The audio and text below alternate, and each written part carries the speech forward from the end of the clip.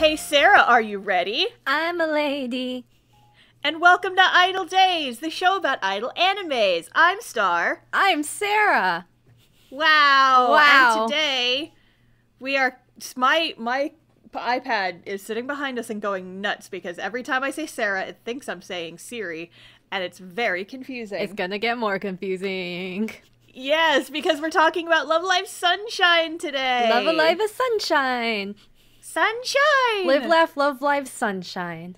Yep, I love that Mario game for the GameCube, Love Live Mario Sunshine. Love Live Mario Sunshine. And we're at the beach, so there's gonna be even more crabs this time around. So, I know, like, the one thing that I truly do love about this show is just the the exponential increase in the amount of crab content present in this anime It just grows every single season. I know, it's like every episode there's more crabs. It's like the hidden Mickeys at Disney. You gotta look in the background. You gotta look for the crabs for Love Live. You gotta look for the secret idol crabs. This makes so We have started this podcast with a very strange energy already. Hello, if you have not listened to the Love Live vanilla, I don't know, the not strawberry summer version. What we're saying is you should go listen to parts 1 and 2 of our Love Live coverage before you listen to this one. Otherwise, it's not going to make a whole lot of sense when we start talking about idol crabs. Or you should just watch Love Live because it's so obvious. Yeah, you know, we love those idol crabs that are definitely actually in the anime. Everyone talks about them all the time. Yep. Anyway, so Sarah, for the last couple weeks, has been covering Original Love Live, and we are now finished with Original Love Live. So now it is time for me to take control of the party train, and I'm gonna talk about Love Live Sunshine. Wow, Sunshine. The better of the two. Ooh, hot take alert. Hot take 5 minutes into the podcast. But yeah, so I Starla backstory with this series. There's not a lot else to it, aside from, like, I watched Original Love Live, was not impressed, was not expecting anything going into New Love Live, ended up liking it a lot better because it, what's the word I'm looking for? It addressed a lot of the complaints I had about the original, which was nice, and we'll cover that as we talk about it in the episode. Yeah. Also, big note, there's no Nico here. That you know of. I'm sincerely sorry to all the Nico fans. You're allowed to like whatever characters you want to like. She's hard to tolerate. Nico, but there is no Nico here. We can quantifiably say that all the Love Live Sunshine girls are good beans. Oh. Now. Before we get into this, our last episode, we discussed how Sarah was the sweet and I am the salty of the duo when it comes to Love Live. This episode is going to have a lot less salt because I am less salty about the presence of Love Live Sunshine. However, I do need to say up front, if you will allow me just like 60 seconds of salt. Ooh, salty 60. So I can just get it off my chest. Just, like, real fast, and then we can move on. Starless Salty Summer 60. Coming at you now. All right, here we go. Time, go. So the original Love Live basically made so much freaking money that they decided to do the exact same shit, but just like a little bit different in a, hey, can I copy your homework? Yeah, but make sure to change it a little so the teacher doesn't catch on type of way. Yes, I love Love Live. Which one am I talking about? The Genki Ginger main character, the redhead who plays piano and composes all the music, the ash blonde best friend who goes along with whatever the main character wants, the shy one who really likes idols, the one who's into occult stuff, the kind of bitchy student council president who pushes back on the formation of a school idol group, the blonde one who just kind of comes out of nowhere. The list goes on. These writers don't know how to make new characters. They have a list of tropes. They put all the tropes in a jar. They shake it up really good. They draw 2 or 3, and that's how you make a new character with this franchise. Okay, I'm done. Ooh, Star. See, this is going to be really fun when the next one comes out soon. Okay, well, actually, like, so they've announced 2 more Love Live spinoffs. One of them is Niji something, Niji Gakki. I can't remember. I don't play the game. I don't know any of it's Niji something. I don't know them all that well. I do know there is 9 of them, but their setup is like different because they're all kind of solo idols. I apologize for the noise. My animal friends decided that they really wanted to just step on everything in my room today. EBT time. And then they also just announced a new one that's Love Live Superstar, I think. Yeah. And that's the one where I finally get to make my debut because, you know, I am the star. It's true, it's true. But, name puns. But that one's going to be different because that one's apparently only 5 characters and they're all so first far. years. Yeah, we'll see. like... Oh, they said? Yeah. According to my friend who actually keeps up with Love Live, there is only 5 and they're all first year, so it's going to be more of like a K-On! Type thing, theoretically. Oh, and then they could have more seasons. And then they could, like, you know, not do an exact copy of the first Love Live again. That's true. But no, I'm not salty. It's fine. So your 60 seconds are over, Star. Yeah, my 60 seconds are up. That was all the salt I just wanted to get off my chest. The show is really good and I liked it. Yeah. I just had to get that off my chest at the start because, I mean, seriously, we cannot move on without addressing that elephant in the room of these characters are basically the exact same, but they just shook up some of the tropes a little bit. So Star, what makes Love Live Sunshine Sunshine? So Love Live Sunshine is sunshine because at the very beginning they get a hydro pump that they can put on their back and they use it to clean up the small town of Japan. That makes so much sense. I know. Yes. It's the me. Listen, Mario Sunshine's my favorite Mario game. Okay, step off. It's the me, a chica. Oh no! You know that joke has definitely been made before by people who are funnier than us, but I'm still gonna draw it later. What are you talking about? We're hilarious. We are hilarious, but oh god, now I might have to draw that later, make a sticker. It's like Love Live Sunshine's just Chica and Mario's sunshine outfit. It's the me, the devil angel. Oh no! Oh no. Who's Luigi in this context? Is that Yo? Yeah, that would make sense. Well, wait, no, we need to introduce the character. Here's how we segue into introducing the character. Yeah, yes, before we do this, we should actually, like, talk about the characters before we start getting into parody discussion. So, just like original Love Live, there are 9 main characters. You are introduced to them by year. There are 3 main characters from each high school year, because high school in Japan is 3 years.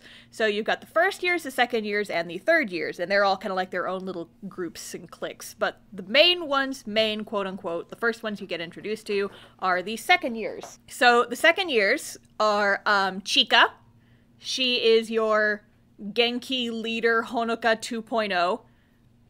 She does not have a side ponytail, however. She has a side braid. And according to a lot of people that I've talked to, just the worst bangs. Yeah, definitely. They're very thin and very short. Yeah, I don't mind them too much, but I also don't, like, stare at people's foreheads very much, so I don't know.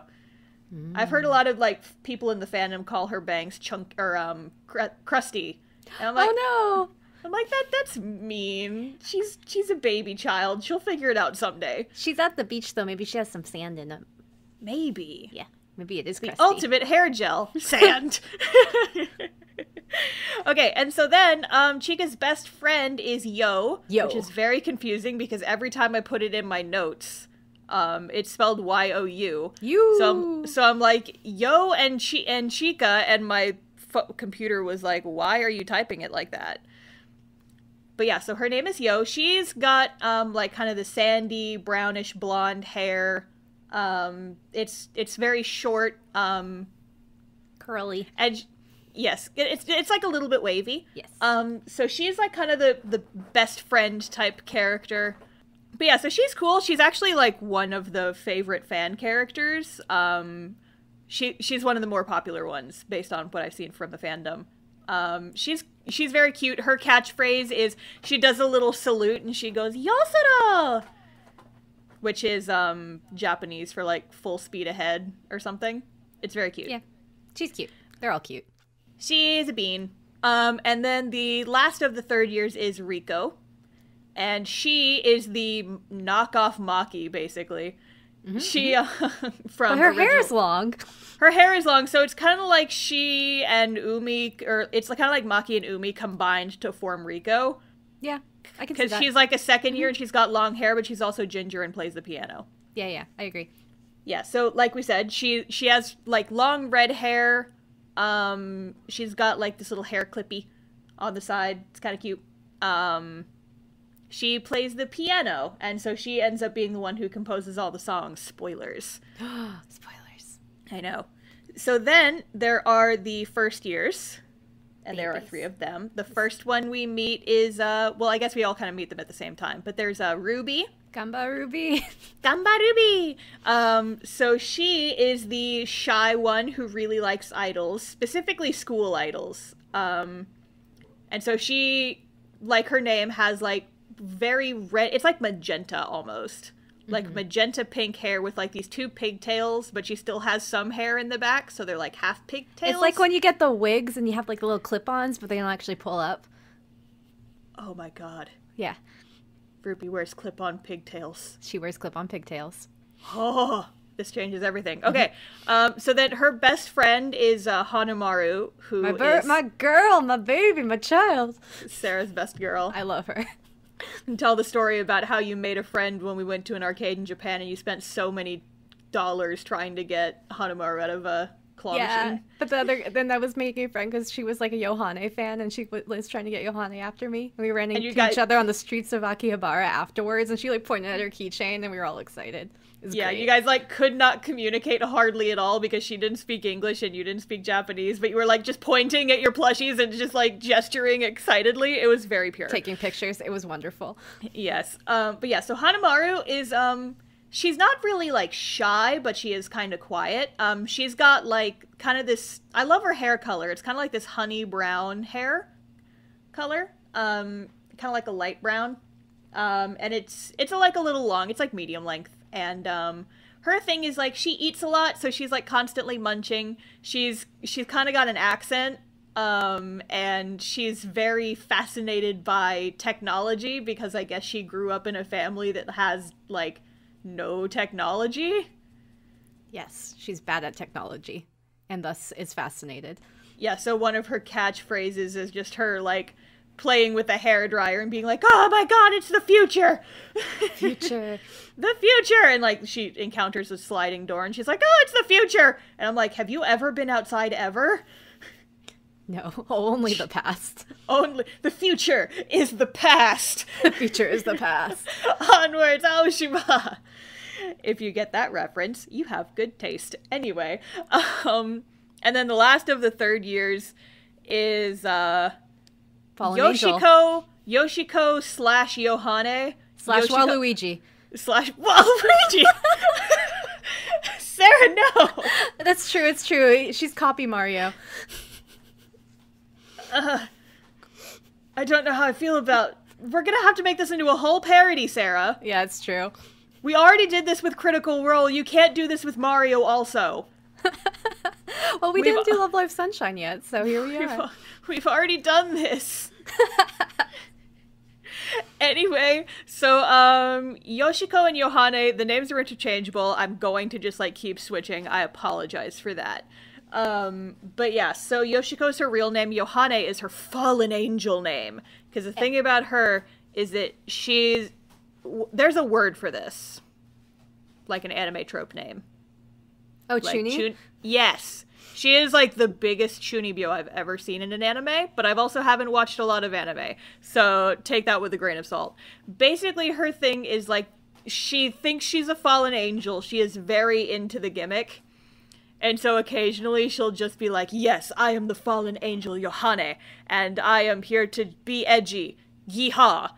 I feel like, considering my high school and middle school experience, I feel like she's the most realistic character in Love Live Sunshine. I mean, honestly, listen, you're not wrong. We all had that one friend who thought they were a vampire. Yes, definitely. Or just, like, said, like, snuck in random Japanese into their sentences, but I definitely didn't do that. I'm not that sort of weeb. Anyway, next is the third years.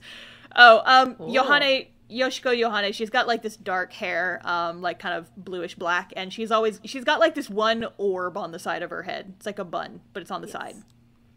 Orbular side bun. And it's like, yeah. She sticks a feather in it. Yes. When she goes like full weeb mode. Anyway, so next are the third years. Third years. So the first one we meet is Daya. And she is actually Ruby's older sister. You wouldn't know because they have different hairstyles. They have completely different hairstyles. They look absolutely nothing alike. How are we supposed to know about this? Like, I know. You've gone off script and changed my tropes. Anime characters that are related are supposed to have the exact same hairstyle and or hair color. And now you've changed it. Really throws you off. Mm-hmm.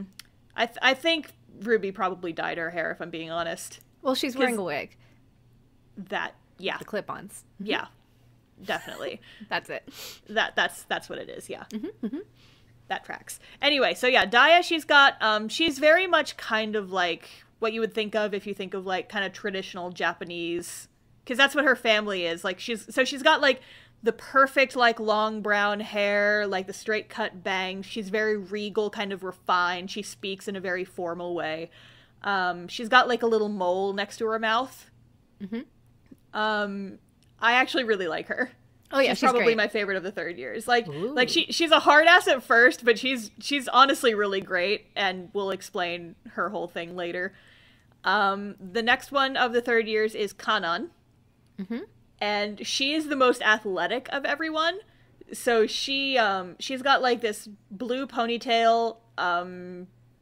That's about it. She's very like, her personality is, she's one of those ones where like she doesn't have a super standout tropey personality, so she's a little bit hard to get a grip on. But she's the most sports one we have, so we have to treasure the sports. Yeah, her and Yo are the two sporty ones, because Yo is in like the diving club, even though we hardly ever get to see her doing that. Well, you can't bring a camera underwater. That's true. You can't be an underwater idoloo. Trust me, I've tried. And synchronized swimming idols. Imagine. Oh my god, that's gotta be the next one. There's gonna be one coming out. You're like predicting the future, Star. How do you swim underwater? Although that is technically... Wait, how do you swim underwater? Or how do you sing underwater? How do you sing underwater? Ah, jeez. Make a spleen, a splash. Okay.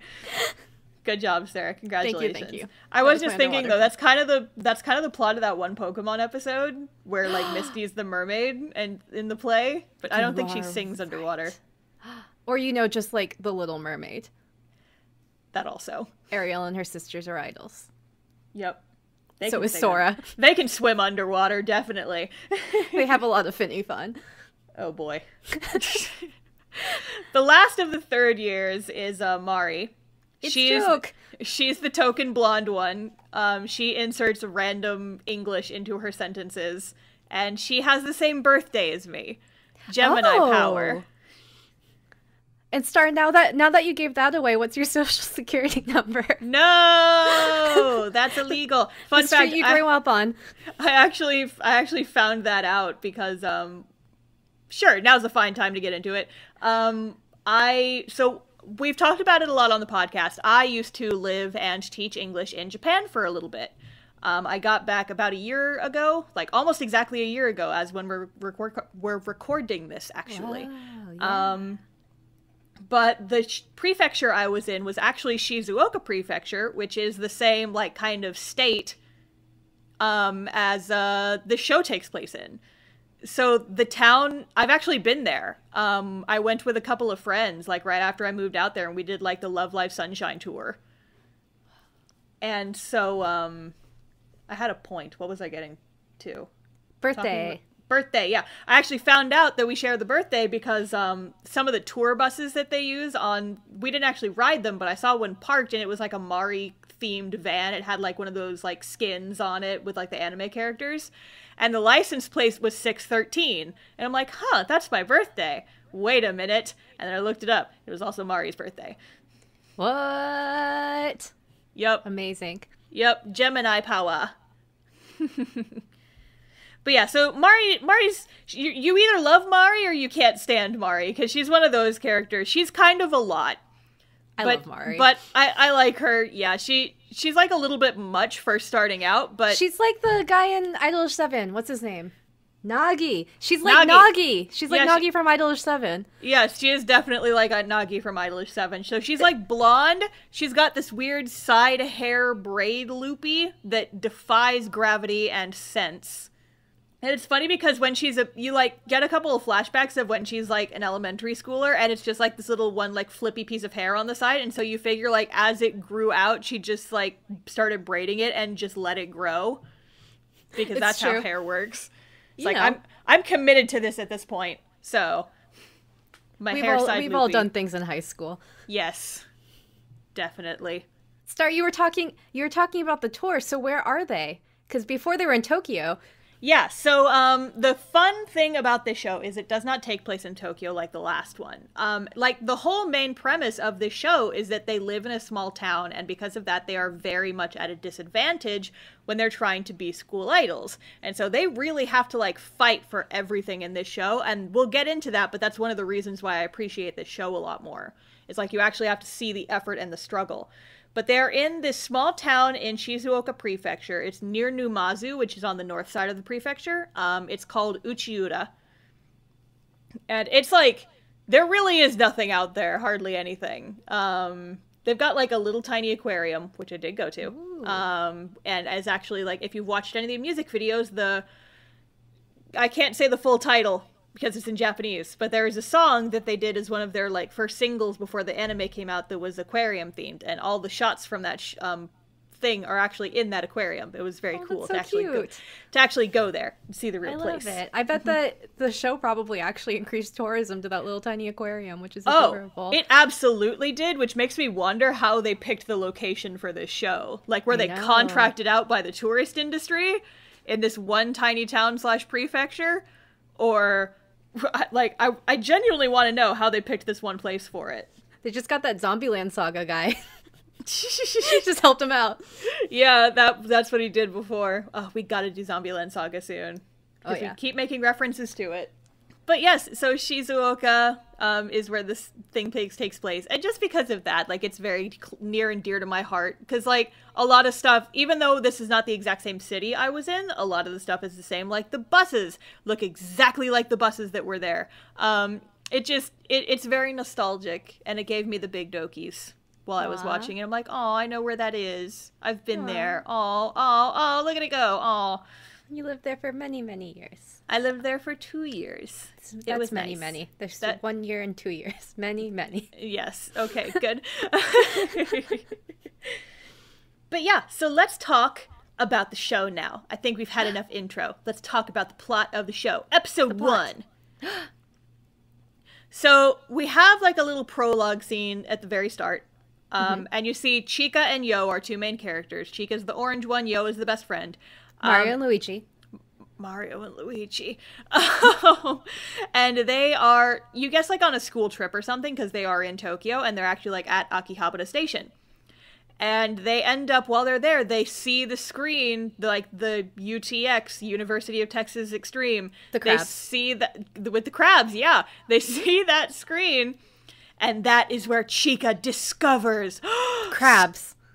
Crabs and school idols. And she is blown away. And then we cut to her, second year in high school, trying to start a school idol club at her school.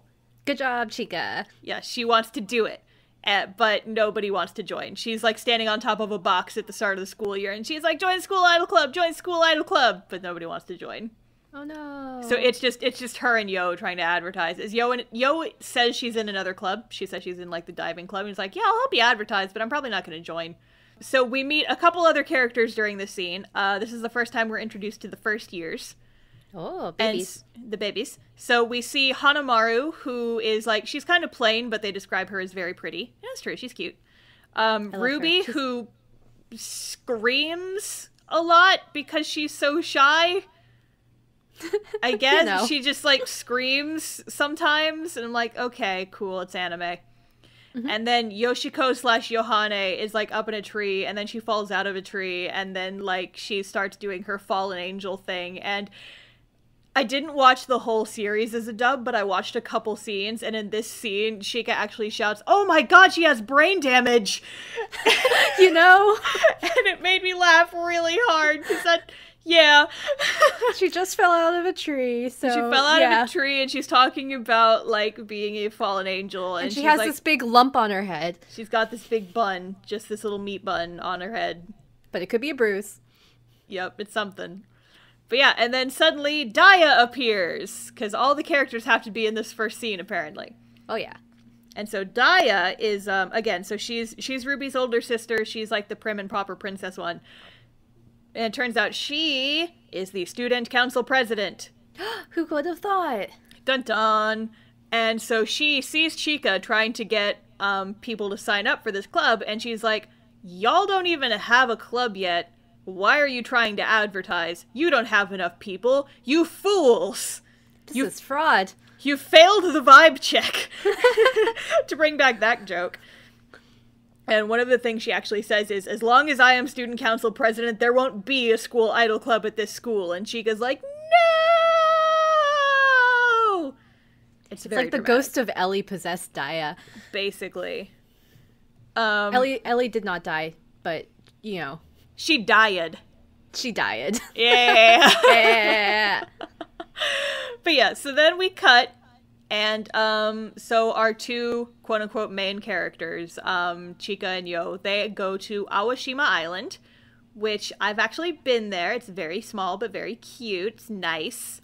This is a real place that exists.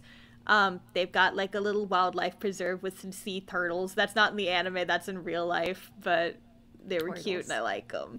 Anyway, so on this island is where Kanan lives, and so she is helping her family out. They own a dive shop. And so she should be a third year in school, but she's not going to school right now because she has to help at her parents' store. That's a good reason. Yeah, she says like her dad broke his leg or something. her dad broke her leg. No, it's like, he was just walking around and trips, and then she's like, ah, I can't go to school like this. Oh no, my leggies. But yeah, and then so they talk for a little bit, and then they see a helicopter fly overhead and go over to the fancy hotel that's also on this island. And that's when we see Mari very briefly. She's the blonde one. Nagi would do this too. Yes, honestly. Why are the rich ones always blonde? I think it's because they're all related. Oh, Illuminati. At least Nagi and Mari have to be related. Definitely. Like if not siblings, like at least cousins. Cousins. I would definitely buy cousins. Right? Totally. But yes, so then later Chica's on her way home and she sees Rico, who is this who she does not recognize. She's not a student at her school, and she's wearing a different school uniform. And so Rico's like standing at the edge of a dock, and suddenly she starts taking all her clothes off. And she's got I didn't know Love Life Sunshine was this kind of anime. I know, right? Me neither. But yeah, so she strips her clothes off and she's got a swimsuit underneath. And then she runs down the dock and Chica's like, no, it's too cold. And she tries to stop her, and then they both end up falling in the water.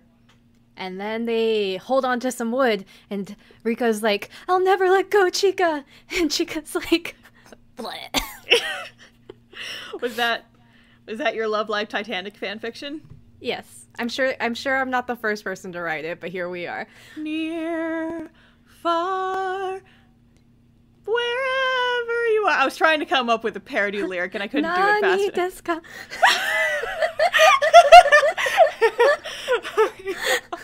Good lord. Okay. We'll workshop it. We'll come back to it. There's a lot of swimming in this anime. Like, every episode of this anime is the beach episode. Spoiler alert. I was gonna say, that's the best part. They're on the beach. Every episode's the beach episode. Every episode's the beach episode. But yeah, so crabs everywhere. There's so many crabs. You gotta keep your eyes open for the secret crabs. How many crabs did you catch at the end of the episode? How much of the town did you clean with your squirt gun? Gotta clean up your city if you want to be a top idol. There's so many layers. Oh yes, there are. We're already so deep in the chaos, and we're not even through the first episode yet. She hasn't even gotten her first shine. She hasn't. Sunshine! Oh, Love Life Sunshine! God. Oh god, okay. So yeah, so later they're on the beach and Chica's like, yo, what the fuck? And Rico was like, sorry, But not yo, what the fuck? Yo, what the fuck? Like, yeah, not yo. Not my best friend, yo. Like the you, yo. What the fuck? Why'd you jump in the ocean? And Riko was like, I wanted to hear the sound of the ocean. Which is, she says she's a songwriter, she's from Tokyo, and she wanted to listen to the ocean because she's trying to write a song about the ocean. And Chika's like, oh my god, you're from Tokyo? Do you know any school idols? And Riko's like, no. Don't you know everyone in Tokyo knows each other? Definitely. It's not like it's a city with, like, several million people in it, but it's fine. But yeah, so then Chika takes this opportunity to go off on a rant and talk about how much she loves Muse and school idols, specifically the school idols who were the subject of our first anime. Wow. Who would have thought? Who would have thought? You could just recycle so much footage from this. Anyway, so Chika's like, I want to be a school idol too, and I want to be like them because they're cool, and I also want to be cool. So the next day, Yo says, you know, sure, I'll join your school idol club. And Chika's like, yay! But they've only got 2 members now. They end up going back to Daya again. And she still is like, no, you can't be a school idol club. You have increased your members by 1. Congratulations, but you need 5. Mm-hmm. Stupid. And then the other thing she says is, how are you going to be a school idol if you can't even write songs? There aren't any students here who know how to write music. But then, surprise! The next, later that day, Riko, the mysterious girl who plays piano, transfers into Chika's class. How convenient. How convenient. The one character we needed. The person who can actually compose music. Hallelujah. But she says she doesn't want to be a school idol. I haven't heard this before. Me neither. Definitely never heard this before. So that's episode 1. Episode 1. Episode uno. Now, it is episode 2. Ooh, moving on. Moving on. And so, at the very beginning of the episode, we get the short little flashback of Riko, our ginger piano player. And she is at a piano recital. She's on stage, and she's about to start playing piano, but then she doesn't. Oh, no. Mm-hmm. So, cut back to the present day. Turns out that she is, she's a composer, she plays piano, but she's in, a really bad slump. And so she's trying to, change up her scenery, which, big commitment to change your scenery by completely moving to, a whole other city. And then, going into the cold ocean to hear the sound of the ocean. It's I want to listen to the ocean. Time to jump in the middle of spring. Let's go. Let's go. Oh, yes. So Chika keeps trying to recruit her, and she keeps saying no. At some point, they go back and see Daya again, and it's why do you keep going back to her? You don't have a club yet. Sit down, get your stuff together, then go back and talk to her. But the fun part of this scene is Chika is talking to Daya, the student council president, about how much she loves school idols, and she wants to be a school idol just like that famous group Use. That's not what they're called. It's not what they're called, and Daya takes this very personally. She's like, it's Muse, damn it! Muse! Like the Greek character Mew, you dumbass! And she gets very intense and starts doing a little routine that I like to call gatekeepy dude at a comic book store. Oh my god! Right. Where she starts asking Chika trivia, and it's oh yeah, you call yourself a Muse fan? Name 5 of their songs. Yeah, basically. And it's okay, Daya's got something going on. She's obviously a fan, but she's trying to hide it because she hates school idols. What's going on there? Haven't heard this before either. Nope, definitely not. So later, they're on the bus, Chika and Yo, and Hanamaru and Ruby, the first years, are also there. And so Chika asks if they want to join the school idol group. And this is where you find out that Ruby is Daya's younger sister, and she's like, well, my sister hates school idols, so I don't think I can do it. How sad. Oh, Ruby. You don't have to be so shy. You should just do it. Oh, Ruby. Oh, ooh-wooby. Ooh-wooby. Ooh-wooby. Ooh-woo. Ruby's very ooh-woo. She really is, though. She's a wooby. A wooby. Oh, no. Oh, no. What have we made? what has happened here. I don't know. But yeah, and so then Hanamaru's just kind of blasé about it. She's like, I work in the library. I'm not sure if I'll have time. And then you find out that Yoshiko/Yohane apparently weebed in front of her class too hard and then got embarrassed and hasn't come to school since. Oh, well, that happens. Yeah, So then Chika ends up bumping into Riko again. And Riko talks about her writer's block and just how she needs to get inspired. Mm-hmm. And Chika ends up taking her and Yo to the dive shop where Kanan lives. And they go scuba diving. Swimming inspiration. Yeah, because you can swim as long as you're in a wetsuit, but don't jump in the middle of spring. It's cold. It's cold. Yeah, so there's like this cute little scene of them on a boat. I'm on a boat! Oh. And so they're like swimming around under the water and they're like, do you hear the sound of the ocean? And Riko's like, I hear some sploosh, sploosh, sploosh, but it's not really giving me much to work with. Wait, how does that go, Star? It goes like sploosh, sploosh, sploosh, the sound of the ocean. The sound of the ocean. The sound of the ocean, sploosh, sploosh, sploosh. But yeah, and then at some point they go under one last time, and then they die, and then they drown, and then they are replaced by robots. So it's Chikabot, Yobot, and Rikobot 2.0. 2.0. And then they waterproof versions, yes. But no, unlike the flesh versions. Please stop. Please never say the word flesh again. Okay, I'll do my best. I hate that so much. But yeah, so there's actually like a really nice little like musical moment down here where it's like Riko getting inspired by the ocean. And the closest thing it reminds me of is like the tinkly little piano music you hear in Zelda Breath of the Wild when you're just kind of walking around. Yeah. It's very peaceful and very nice. And so they all surface and Riko's like, oh my god, I got an idea for a song. And they're like, yay. And so Riko ends up agreeing to write their songs. It's like, if you guys are going to be school idols, I will write the music for you. But I'm not actually going to join the group. And Chica's like, oh, okay, fine. So I've heard that one before, too. Yep, me too. Deja vu. So then they go to Chica's house, the three of them, 3 second years. Mm-hmm. They all go to Chica's house to write lyrics. And I remember Chica has a dog. Yes, Chika does have a dog. Riko is scared of the dog. However, I would like to pause on this scene because this is a scene where we meet the most important character in Love Live Sunshine. And I mean that completely unironically. Do you know what I'm talking about, Sarah? No, I don't. Who is this character, Star? This character... Oh, wait, I do know who you're talking about. Do you want to know it? Do you want to tell the audience what I'm talking about? Well, we've been talking about crabs a lot. Uh-huh. But do you know what crustacean is even more important than crabs? The lobster!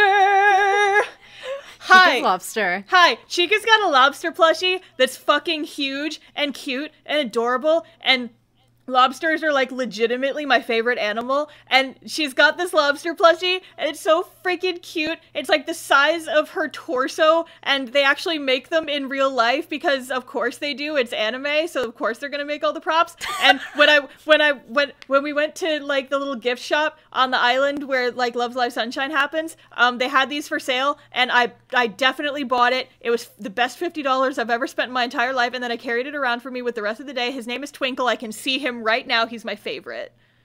And the episode is over. Thanks for joining us. Yup. I just wanted to talk about this lobster. So Chica's not the only one with a lobster. Starla also has a lobster. His name Star and Chica, 2 lobsters. my crustacean themed idol unit cannot be far behind. So we've got the idol crabs, we've got the idol lobsters. We just need shrimp idols now. Ooh, and then we'll have crawfish. Ooh, crawfish. That's like the hillbilly one. Like the crawfish idol is going to be the blonde one. Oh my god, the blonde American one? Oh Jesus. Oh yeah. Oh my god, Sarah, we have to stop there. This is actually going to become a thing. Oh yes. Anyway, so Chica's got a lobster plushie, and that, like, there's nothing else important that happens in this scene because we just need to talk about this lobster. I'm joking. It's important. I'm joking. The lobster is very important, but the fun thing that happens in this scene is I feel like I've seen this scene before because they try to write a love song. Oh. But none of them have any romantic experience. And wow, that's original. I've definitely never heard that before. Cough. They should just ask Zero to write it. You know, Mari's friend Zero. Oh my god. See, I know you're talking about iDOL 7-0, but every time you bring up Zero, my brain immediately skips to Code Geass Zero. Because they're the same Zero. The master tactician. iDOLuminati. iDOLuminati. Everything is confirmed. Make a little triangle with your thumb and forefinger. Okay. But yeah, so instead, Chika ends up writing a song about how much she loves school idols. And she ends up just writing out the lyrics to a Muse song, which is Yume no Tobida. And oops. Chika, that's plagiarism, first of all. People are gonna catch on to that. She didn't do super great there. No, she didn't. She's like, I'll write a new song about how much I love idols. Here's the song that already exists that was written by school idols. It's like, it's like, okay.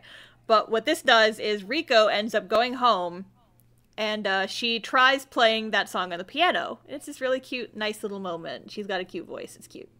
Mm-hmm. And then you find out that Chika lives right next door. Like, her hallway is right outside of Riko's bedroom. And so they, like, kind of just stand there and talk to each other for a while. They could scream at each other all night. I know, it's just like you and me when we lived together. Ah! But yeah, and so then Riko goes a little bit into her mental state, and she basically talks about, is like, I want to do stuff, but nothing I do is fun, and it's all kind of the same, it's why I wanted to move, and I'm like, this girl is depressed. Yeah. Like, damn. Yeah. And so Chika gives her a pep talk, and then they have this one very dangerous do not try this at home moment, where Chika, like, gets up on her knees, like, on the wall, and, like, tries to lean over to Riko so they can hold hands. And it reminds me of, like, that scene from A Little Princess, like the old movie where, like, they're trying to run away and they have to, like, crawl across. That's what I think of. I haven't seen it, but I'll take your word for it. Yeah. But yeah, and so, like, they're trying to reach each other across this balcony, but it's too far. And Riko's like, I can't do it. And Chika's like, yeah, you can. And then Riko's like, yeah, you know what? I guess I can. And then they hold hands, like, across this 6-foot gap.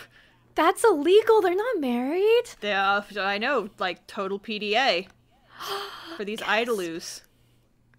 Episode 2, right? Episode so 2. Fast. But yeah, like the main thing here is that Riko's like, I don't want to start being a school idol with the motivation of I'm just doing this so I can figure things out. It's like, you don't deserve that. And Chika's like, well, if that's what you want to do, then I think that's cool. And then maybe you will like playing the piano again. And then Riko's like, okay. Which I actually thought was kind of sweet. Yeah, I think that's nice. Yeah, it was cute. Episode 3! So the 3 girls, we've now got all of our second years in the iDOL group. So they're on the beach and they're practicing. And then suddenly, a helicopter appears. Oh! And it's shiny! It's Mari, baby. Oh. She's finally making her actual introduction. She's here! She's here! The blonde one is here! So it turns out that Mari is the new school director. Like, she's a third-year student, and she is running the whole school. Oh, yes. Which just screams of nepotism. Oh, yes. Just reeks of my family installed me here, even though I am only, like, 18 or whatever. Either that or, like, her parents are just like, I really don't want to deal with this. And she's like, I'll do it. Definitely. And so Mari's thing is, now that I'm the school director, I want to help the school idols. But I will only help you and make you guys an official club and just completely surpass Daya. Only if you can hold a concert and fill the entire gym. A challenge. Yes, and at first they're like, yeah, we could totally do that. But then they realize, there aren't enough students at this school to fill the whole gym. Ruh-roh. So you think that might be the end. But then they're like, no, let's go pass out flyers at the train station. Might as well, right? Yep, so they start passing out flyers. There's this cute little scene of them doing that. Chika ends up, like, asking her family to bring people from work. And she's like, how many coworkers do you have? Do you think that all of them could come watch our school idol concert for a club that doesn't exist yet?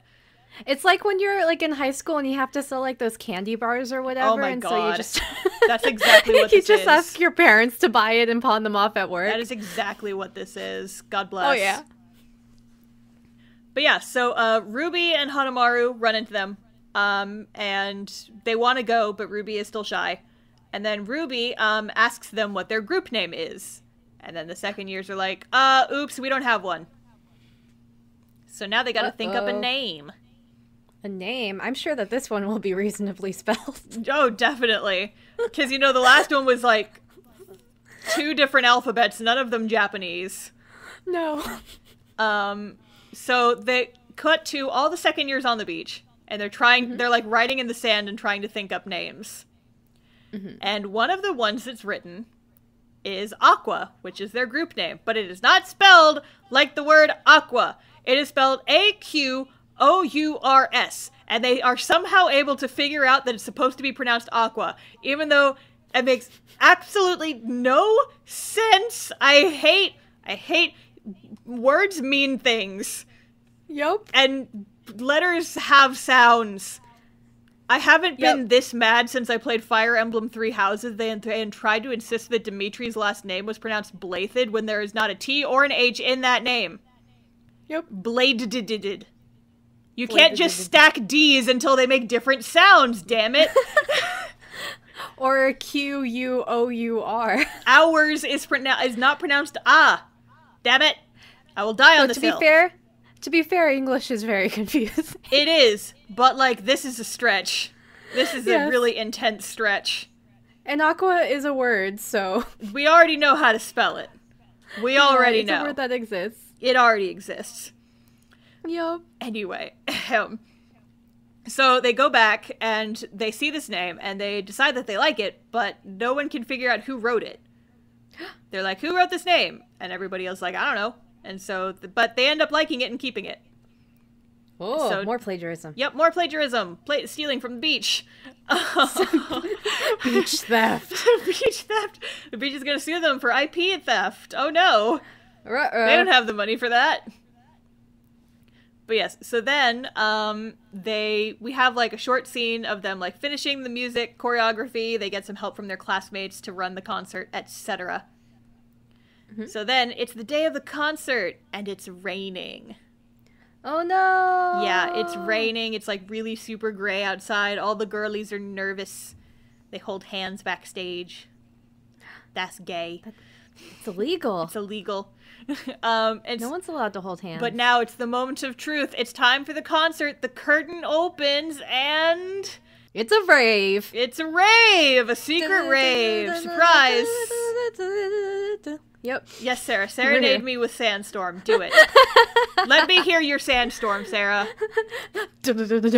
Yes. Okay, good. That kind of verged into the Trollolo song, like, a little bit. How do you like that, audio listeners? Someone's gonna make that their ringtone. Your wife is gonna make that her ringtone for when you call her. I really hope so. Is your ringtone for when she calls still under the booty? Not currently. I need to fix that. Oh, Sarah, no. Or maybe I should have her oh my God. do Sandstorm. Yes, your ringtone for everyone is just that person doing their impression of what Darude's Sandstorm sounds like. I love idols. My favorite idol song is Darude Sandstorm. Well, I mean that and Graduation by Vitamin C. As we go on. The ultimate remix. Oh my God. Hey Sarah, what does Sandstorm sound like? Okay.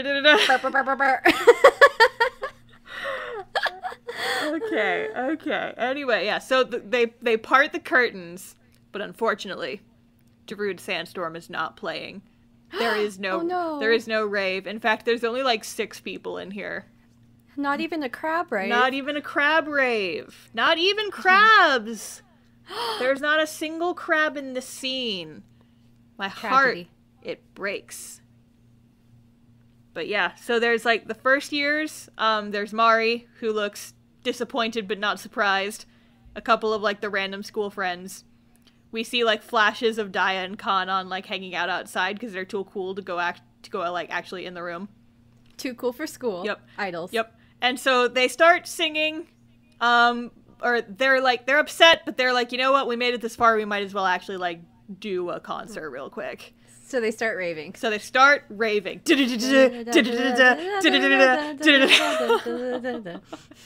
did you like that, audio listeners? But then halfway through, the power goes out. All these idol tropes in one. All the idol troops in one episode. And now, granted, they at least did better than 22/7 because they still kept singing. But it's true. They're heartbroken by this, and they start crying, like, mid-song, and they're like, as we go on, we remember.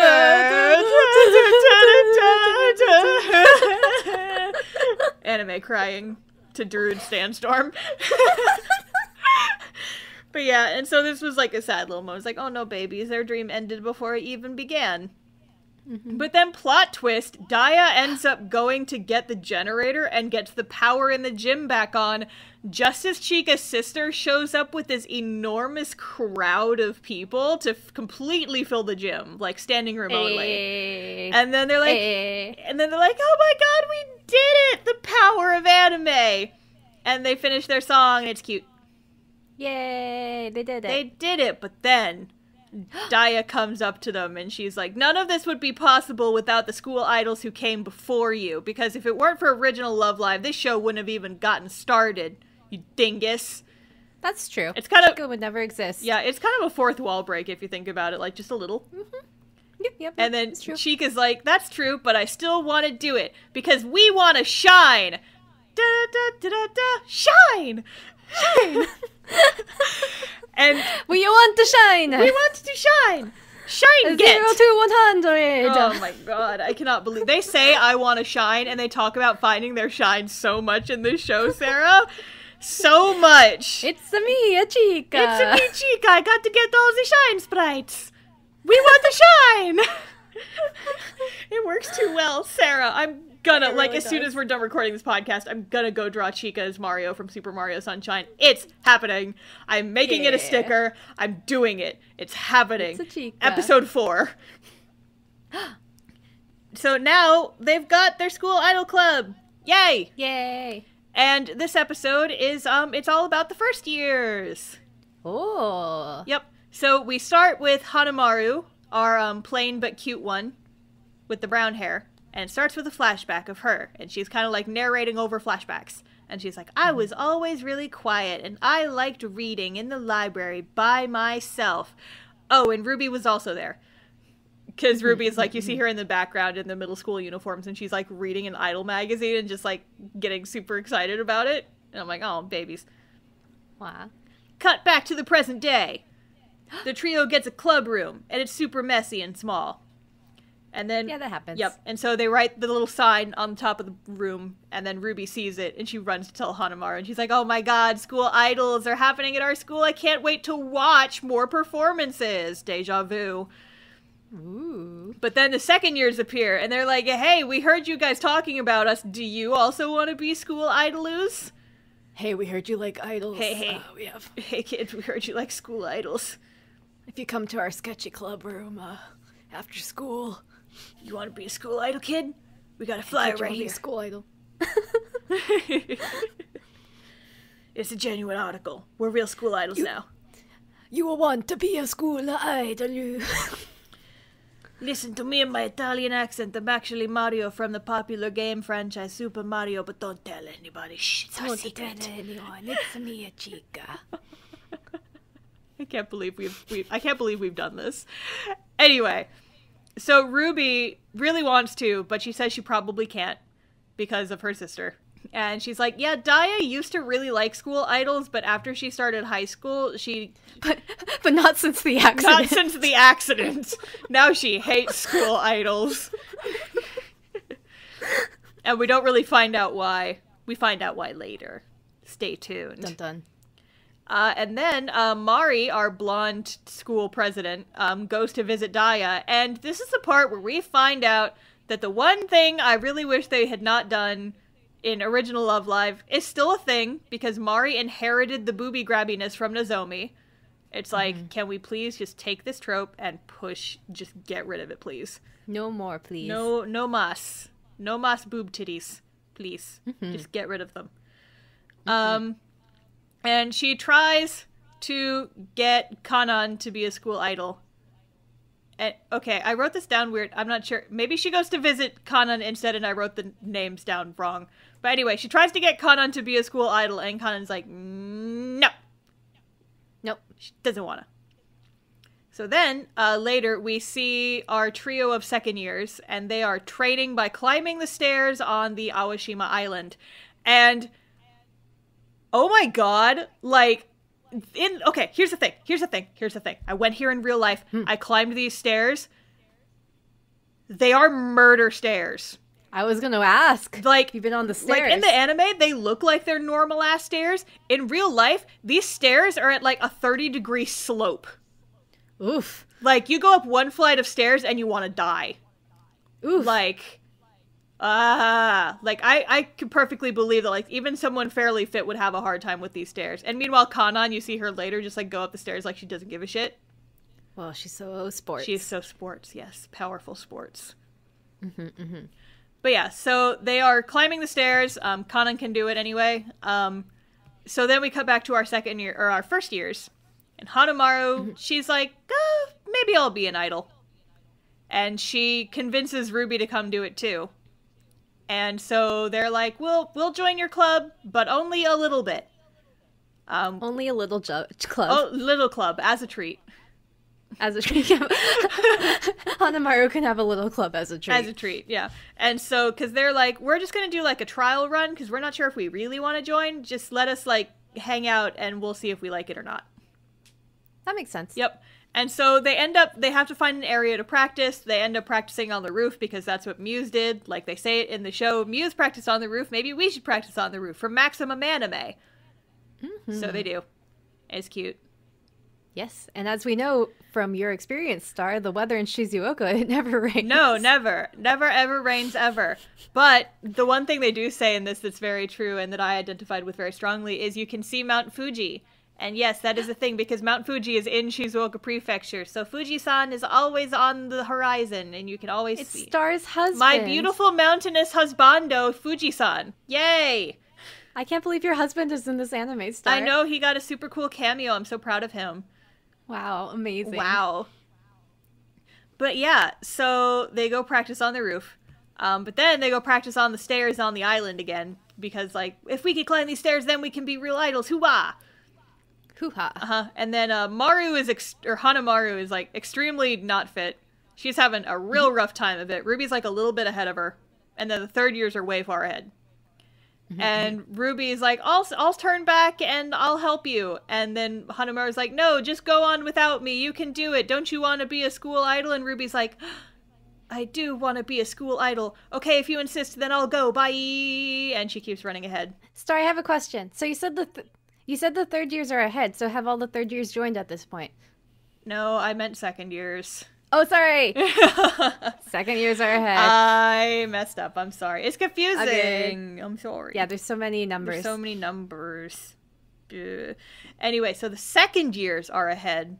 They're running up the stairs. And then Ruby, she's chasing after them. And then Hanamaru, she's really behind because she's out of shape. And yes, Ruby has practice from running away. Yes, from screaming and running away.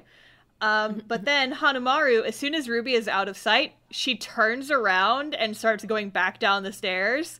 And you find out that Hanamaru wanted to join the school idol group specifically to get Ruby to join the school idol group because she could tell that Ruby really wanted to but wasn't letting herself do it. Aww. And this was actually really sweet. I'm like, aw, what a good friend. Yeah.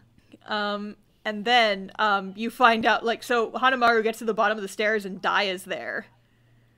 And Hanamaru's like, you should listen to Ruby when she comes back down. And she walks away.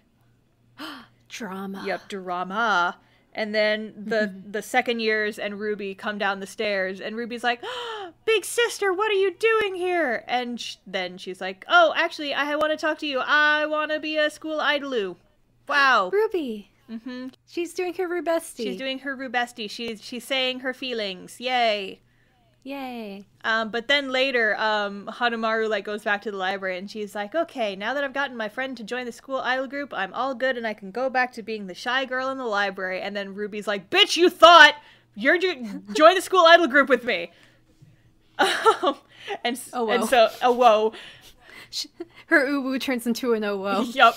And then, so now both the first years have joined the school idol group. Yay. At least 2 of them. 2 of them anyway. Yeah, we still got to get the last one. And then they joined the school idol ranking site that was popular in the first anime. Yay. And they join the site and they start at rank 5,000. And there's like, whoa, there's so many school idols. We got to beat all of them. Wow. Violently. With a stick. Like our Italian mafia family would want to. Exactly. Let's go. Here we go! Bat! Here we go. Hope you did not need those kneecaps! Boom! I love that we've decided that Love Live Sunshine is actually the Idol Mafia. Idol Mafia Mario Sunshine. Wow, absolutely incredible. Episode 5! Oh! So we've got 2 out of the 3 first years. So now we gotta get the last one.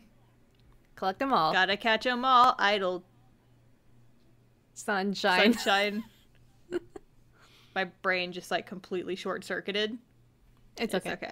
But yeah, so this is Yohane's episode. Yoshiko / Yohane, our edgy edgelord. Yes. So she basically, we start the episode with a live stream of her like wearing like dumb cosplay and being very edgy. And you can tell it's like on Nico Nico or something because like the comments are scrolling across the screen in Japanese. No. Illegal. After graduating from being a school idol, Nico went on to start the popular website Nico Nico Doga. I could believe it, though. Honestly, that would be something Nico would do. Honestly, yeah. So she live streams herself being edgy, but then as soon as she cuts off the live stream, she screams out her window and she's like, dang it, I don't want to be a weeb anymore. I'll be satisfied with my life in reality. But she's too embarrassed to go back to school after being such a freaking weeb. Wow. I feel like she's probably the most realistic. It's like, I hate my stupid anime gimmick. Buh. Buh. So then we cut back to the idols. Wow. No, Sarah, no. That's illegal. You can't Waluigi here. This is a no Waluigi zone. Sarah, no. Oh, no. Sorrow. Go ahead, Star. You go ahead. Last time it was crabs. This time it's Waluigi. Yes. That is the thing that sends us into a spiral. Yes, it is. But yes, so we cut back to the idol group. And they are rising in the ranks on the idol ranking site. Very slowly, though. And so they decide that they should try some kind of gimmick to help raise their popularity. And then the gimmick character approaches. The challenger approaches. Yep, so Yohane shows up and she kind of like spies on their practice for a few minutes. And then Hanamaru sees her and goes to follow her. And then they have this conversation where Yohane is like, you, I can use you. I need you to monitor me when we're in class to make sure that I don't turn into a weeb again. Please be my vibe check. Please be my vibe check. And Hanamaru is like, okay. So, later, like the next day in school, Yohane is like trying to have a conversation with her classmates. And she's like, yes, it is me. A normal schoolgirl with a normal life who is definitely not a weeb. Hello, my classmates. Can I speak to you about normal school things? Hello. And they're talking and they ask her, it's like, so what are your hobbies? What do you like to do? And Yohane says like, well, I like to do fortune telling. And all the girls are immediately like, oh my God, tell my fortune. And Yohane is like, okay. And she puts on a robe. She turns off all the lights. She lights this candle and she's like, who wants to be the first to summon Satan? Again, I feel like we all knew this person in high school. Oh, definitely. Or we were this person in high school. Yeah, you either knew this person or you were this person. It checks out. Oh, yes. But yeah, and then Hanamaru is like glaring at her and she's like, what have you done? And Yohane is like, what have I done? Oh God. Oh god, oh no. So later we skip to the iDOL club room, and Yohane is also there just for some reason, and she's like moaning at Hanamaru, and she's like, I can't believe I did that in front of all the classmates again. No, I can't believe they know I'm a fucking weeb. Rip. Again. But Chika thinks it's adorable. Chika's like, maybe you're the gimmick that we need to get our school idol group up in the popularity contest. And Yohane's like, aight. So all the girls end up dressing up super goth. And Heck they yeah. decide that Fallen Angel is going to be their school idol gimmick / theme. Wonderful. So they filmed this little weird promo video in their Fallen Angel outfits that are just like these goth frilly Lolita dresses. And Ruby especially stands out because she's like, hi, I'm the littlest fallen angel. Won't you descend with me? And won't you descend with me? Oh, I'm the widowest fallen angel. And you cut to Daya and Mari watching this on their laptop, and Daya's like, this is fucking unacceptable! Unacceptable! No! And so she calls them all into her office, and she's like, you guys aren't allowed to be weebs, I forbid it. And Chica's like, but we were trying to do it to get fame, and we went up to the top 1,000 on the website super duper fast. And Daya's like, yeah, because you had a stupid gimmick, but popularity based on gimmicks never lasts. And she like dramatically turns the laptop around, and their rank has already fallen. Dun, dun. And they're like, no, our goth gimmick. Oh no. So after this, all the idols are hanging out and discussing the day's events. And Yohane's like, I don't think I should be a school idol after all, actually. And she leaves. Oh no, our angel. Our Angel, or our devil. Or our Waluigi. No! Anyway, so after she leaves, the first years kind of talk, because I guess the first years they've all been friends since elementary school, so you see them. And Hanamaru especially is talking about how she's like, yeah, she's always kind of wanted to be unique, so I kind of, like, get it. And the whole Fallen Angel thing was just her way of trying to stand out. And so later, Yohane is at her house, and she's, like, packing up all of her goth shit and putting it in a box. And she's like, I am done being goth. And then she exits her home, and she sees all the other idol girls in their goth outfits, and they're like, hey, Yohane, be a school idol with us. And she's like, no! And then they, like, chase her through the city. Just, like, just like, screaming. Wah! Sarah, no! We can't keep doing this. We can't keep doing this, Daniel. Okay. But yeah, and so eventually they corner her, and they're like, you know, the group Muse, they were great because they were true to themselves and they didn't worry about being popular. And Yohane's like, but I'm such a fucking weeb. And they're like, it's okay, you're allowed to be a weeb. And she's like, oh, okay, fine, I'll be a school idoloo. Yay! Yeah. Yohane joined the party. Da-da-da-da! Incredible. And now it's time for episode 6! Oh, 6, halfway through. We're halfway through the episode. Oh. Or the series. We're halfway through the series. Season. Season! Ah! It is episode 6. Whoa, 6. 6! And you find out right at the beginning of the episode, it's been announced that the school is gonna be shut down and combined with a school closer to the big city.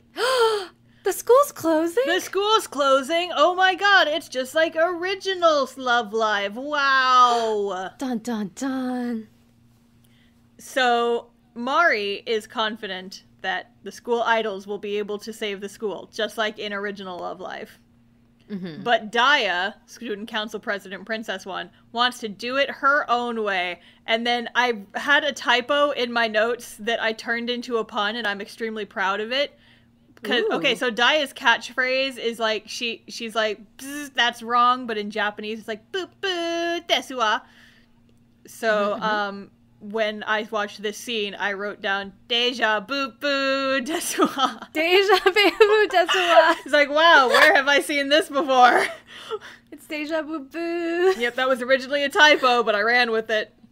I love it. Because the V and the B are right next to each other on your keyboard. Shout out to everybody who just looked at a keyboard to confirm. But yeah, so then Ruby runs into the school idol room, and she's like, oh my god, you guys, the school's gonna get shut down. And then Chica gets super excited. She's like, oh my god, the school's gonna get shut down. Oh my god, the school's gonna get shut down. Italian Chica, I see that you've returned.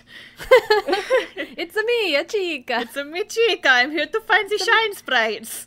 We've already done this. We can't keep doing this. But yeah, so she's like, we're gonna save the school from getting shut down just like Muse did. It'll be just like that anime we all enjoy. Yeah.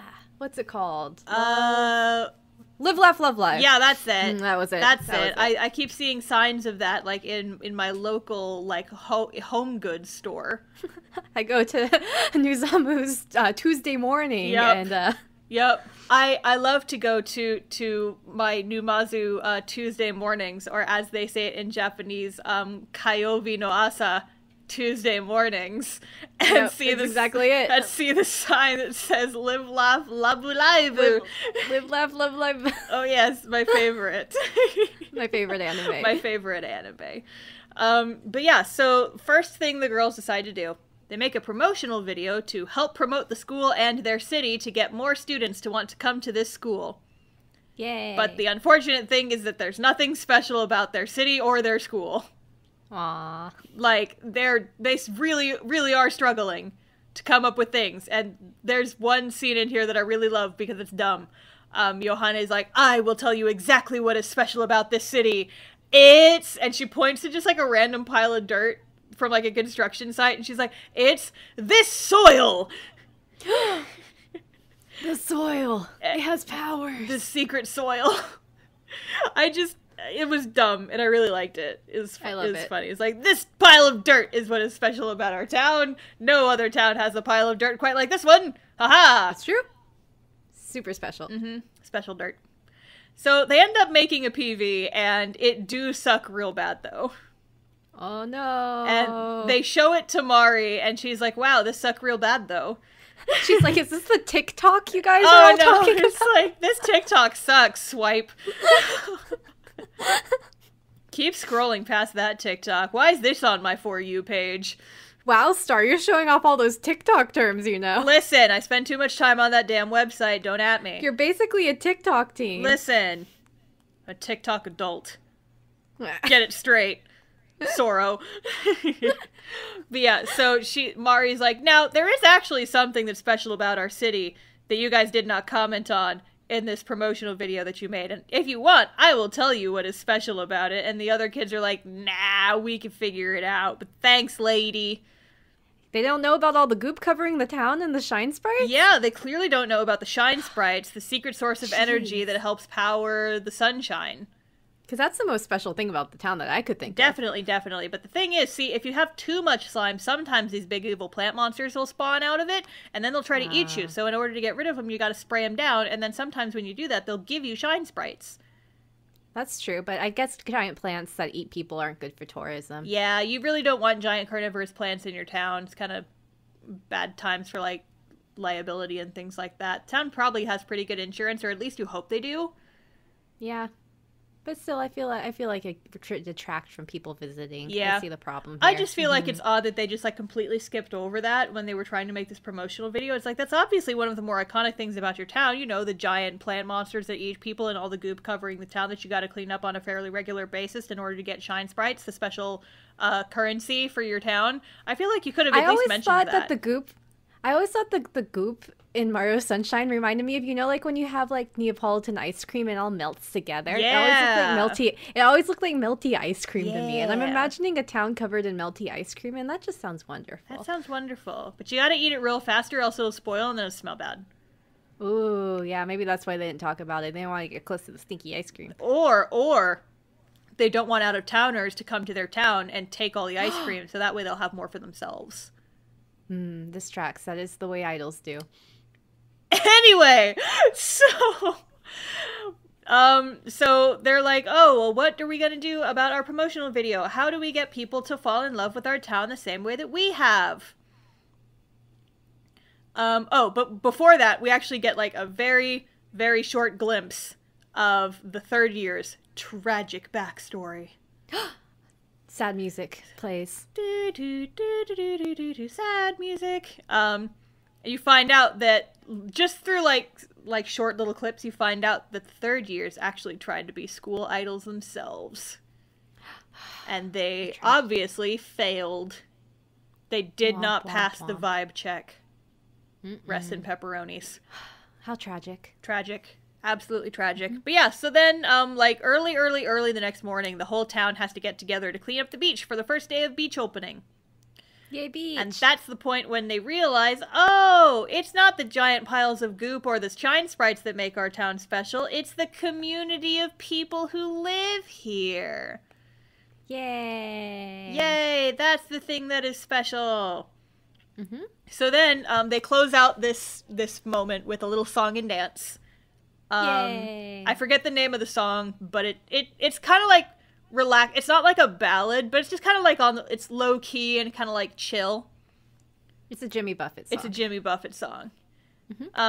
Basically, it's like, hi, we're on island time, des. When I was in first grade, we had a teacher, and my first grade teacher really liked Jimmy Buffett, and so he would teach everyone in the class, like, you know how, like, sometimes, like, elementary school kids will sing, like, little, like, nursery rhyme songs together? He had us learn Jimmy Buffett songs.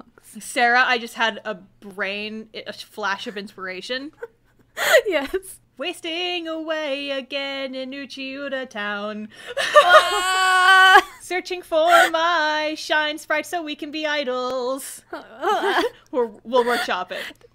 The next line could actually stay the Some same. people say that this soil is to blame, but I know it's actually the evil plants. We'll workshop it. It needs some work. It's fine. It's improvised. It's fine. It's fine. It's perfect. It's perfect. Okay. But yeah, so they close out with the PV of them, like, doing this little song and dance, and, like, they use a bunch of lanterns, and it kind of reminds me of that one scene in Tangled. Ooh. Where, like, they've just got all the lanterns flying around. It's really cute. So my hot take on this song is that the outfits are really bad, but the song is okay. Yeah. Yeah, the outfits are just kind of dumb. They're, like, these really simple, like, kind of glittery dresses, and they've got, like, these comically large bows on the front. It's like, don't like that. Yeah, not the best. Not the best. The song is cute, but everything else kind of meh. Okay, but now, episode 7. Their POV is doing very well, and now on the Idol ranking site, they're actually up to the top 100 in the country. What? That's a big jump for these babies. Yeah, good job. Wow. Nice TikTok, girls. You've done it. You went viral. Congratulations. But yeah, so, and Chica, like, is thinking, it's like, wow, what if we actually won Love Live, though? What if we did that? And then they get a message, like an email, inviting them to perform at a school idol showcase in Tokyo. Whoa! What? That's where Muse is from. That's where Muse is from, the hub of school idol activities. But before they go to Tokyo, we get a brief scene with Daya, student council president, and Mari, blonde one, school president. And they're like, you know what'll happen if they go to Tokyo. If they don't succeed, it'll haunt them forever. Thanks, Daya. Thanks for the vote of confidence for your sister and her friends. Like, damn. Yeah, this is not very nice. Not very nice, and also just, like, really dark. Oh, yes. So the girls are super excited to go to Tokyo. And they all dress up in stupid outfits except Furiko, because she's from there, so she's like, don't dress up stupid. They end up going to the station, and Yohane is, like, already there, and she's wearing this costume that's, like, very Ryuk from Death Note looking. She's got, like, white face paint and long nails and, like, this feathery collar thing, and, like, parents are hurrying their children away from her, and they're like, don't make eye contact, it's a demon. I love her, and she is. She's such a fucking weeb. But yeah, wow, so they go to Tokyo and they nerd out for a while. They go to Akihabara and, like, look at Muse merch, etc. And then they decide their last stop before they turn in for the night is they gotta go to the shrine with Muse that Muse trained at so they can pray for their success in the show tomorrow. Yay. And while they're there, they see 2 girls, and they're standing in front of the shrine, and they're singing together. Oh, so they must also be idols. They must also be idols, yes. Turns out, yes, they are school idols. And so there's an older one, a taller one, and a younger one, who's a shorter one. So the older one has, like, a purple side ponytail. She's kind of like evil Honoka. Nega Honoka. Wa Honoka. Wa Honoka. Wanoka. Anyway, and then the younger one has, like, purpley like, kind of a lighter purple-pink pigtails. So she's, like, She's Wa Ruby. Wa Ruby, or, like, Wa Nico, or whatever. And then, so they start walking away, and then the younger one, like, does this really sick flip to assert her dominance. Badass. She just, like, randomly, she just does a flip, and she's like, yeah, I can do flip, bitches, what up? So cool. Yep. So then later, the idols are at their hotel, and there are hotel shenanigans. And it turns out that the school that Muse went to, and also Rico's old school, is pretty close by. But Rico doesn't want to go. Oh no, why not? So she ends up talking to Chika about this, and you find out that the school that Muse went to, Otonokizaka, was famous for music. Like, their music program was famous. And so Rico had to try really hard to live up to the expectation, but she feels like pushing herself so hard to live up to that expectation is what ultimately made her flub the concert and kind of lose her drive, which is very relatable. Like, for real though. She got burned out. She's really burned out. Oh, baby. It's like, yeah, that happens. That's the thing that artists can struggle with. I get this. Yeah. And so Chika says, like, she feels a similar way. She doesn't want to let down the idol community. It's like, I want to be a good school idoloo. But now it's competition day. Oh. And it turns out that the way this showcase is going to work is it's a competition with a bunch of school idols. There's like 30 school idol groups. And there's a ranking system decided by the audience voting. Vote now on your phones. Oh, I see. And so apparently the groups that get voted in the top ranks for the showcase have a big shot at getting like a big boost of popularity, and then they might actually get to go to Real Love Live. And so the girls are all backstage in their little costumes, and they're prepping, and they're nervous, and then suddenly the 2 girls from the day before appear. Turns out they are also Wanoka and Waluigi. And Waruby. Waruby. They're also here. And they're like, hello, it is time for Saint Snow to take the stage. Saint Snow. Saint Snow! Wow, they have a cool idol name. I bet they have even cooler person names. You're trying to bait me. It will not work because I don't think we find out their names in this scene. Or maybe we do, Oh, okay. I don't remember. Later. Basically, Later. The tall one, the Nega Honoka, her name is, depending on the subs, they either spell it exactly like Sarah. Yes. Hi. Hi. Or they spell it Seira, like Seira. No, boo. Sarah just wants to be an anime. Yes. And then the other one is a Leia, like Princess Leia. Or Ria. But Wanoka and Waruby is really what they are. Absolutely, yes, definitely. So that's the cliffhanger end of episode 7. Ba-bum. Dun dun. So we start episode 8 exactly where episode 7 left off. And Saint Snow takes the stage and they perform. And if you have not heard this song, go look it up. They're metal as hell. Yeah. Like they do. I forget what the name of this song is. Let me look it up real quick. Talk about Saint Snow, Sarah. Well, I mean, it's Saint Snow. Obviously, one of them's named Sarah, and the other one can do like sick flips in the middle of the road. So obviously, they're badass. Yep, they do sick flips to assert their dominance. Oh yes, it's better than T-posing. It's flipping. Hashtag flip challenge. Get it on at TikTok. Yep. So the song name is Self Control. I went and looked it up. But yeah, so they go on. They perform this song. It's called Self Control. Go look it up if you aren't familiar. And then it's time for Aqua to take the stage. And then we don't see them perform. We immediately cut to them, like, hanging out in Tokyo Skytree. Uh-oh.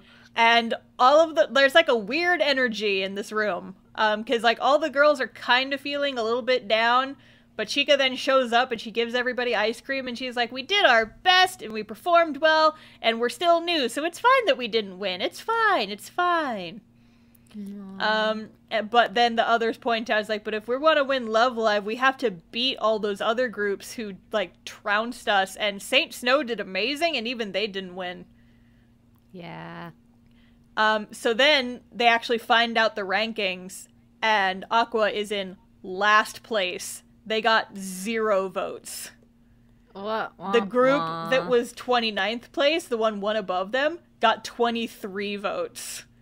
They could have at least voted for themselves, I'm just saying. I don't know. I mean, maybe they didn't get votes. They don't have vote privileges. They don't have ones. Nope. But yeah, so then Saint Snow appears again, and they're like, wow, you guys suck. It might be better off if you just gave up now. It's like, first of all, rude. Second of all, ouch. Me? Yep. And so Chica keeps spouting off, we did our best, we made it so far, that's good, we did it, we've done it, we're good. And then Yo's like, aren't you frustrated? And Chica's like, eh. She kind of deflects. And everyone's suspicious. So they get back to their station, like Numazu Station, and all their friends from school are there, and they're like, hey, how'd the show do? How'd the show do? Did you win? And they're like, oh, well, I mean, you know, we did our best. It was cool. It was really competitive. Wow. But then Daya shows up, and she kind of looks at Ruby, and she's like, okay, Ruby, how'd it go? And then Ruby just starts crying. Aww. It's like, oh, babby. Bad day. Bad day. So Daya ends up taking the whole school idol group, and they go sit somewhere, and she talks to the others. And she's like, well, even if you did bad, it doesn't necessarily mean that you failed. Just know that school idols are really competitive, so you can't settle for anything less than just perfection. And that there were apparently 7,000 entries for the Love Live the previous year. Oh, which is so like many. 10 times the first year, is what she said. Which is like, wow. But wait. The first and the second Love Live were in the same year. So are there still 2 Love Lives a year at this point? Or is it was like... very confusing, but yes, that is the case. So there's like a summer Love Live and a winter Love Live, but they don't really make that clear during the first season. And so I went through the whole first season thinking that they were doing like prelims and regionals for winter Love Live. And then, like, what were they going to do during the second season? But no, it turns out there's a summer one and a winter one. So the first season is focusing on Summer Love Live, and then the second season is focusing on Winter Love Live. It confused me, too, when I watched it. Don't worry about it. Me, too. Gotcha. And then Daya drops the backstory about how the school was under threat to be shut down 2 years ago. And then the third years tried to do the same thing. They tried to make their own school idol group, and they were also invited to Tokyo, but when it was time for the competition, they choked up and they couldn't sing. Sad music. Which is like, womp, womp, but sad, though. Yeah. So later, Yo asks Chica, are we gonna give up? And Chica doesn't really answer her. She still wants to be a school idol, but she keeps thinking back to that 0 votes. Because, like, that's gotta be hard. Right? Like, that's really upsetting. Nobody. Absolutely none. So she ends up leaving her house, like, really early in the morning. Chica does. And she kind of runs off, and Rico follows after her. Chica ends up just, like, splashing around in the ocean for a little while. And then Rico comes to go get her. What's the noise that the ocean makes against Star? Sploosh, sploosh, sploosh. And then, so Chica's like, well, you know, if we keep going, it might still be a 0, or we might get to 10. But if we stop now, we won't find out. So I want to keep being an idol. But we did so much and we practiced so hard and it's still a 0. And all of our effort was for nothing. And she finally starts crying. Yeah, that's a bummer. It's a big bummer, and like we've mentioned in the past, like, she's the Genki lovable one, and the fact that she is crying, just, oof. Oof. Yeah.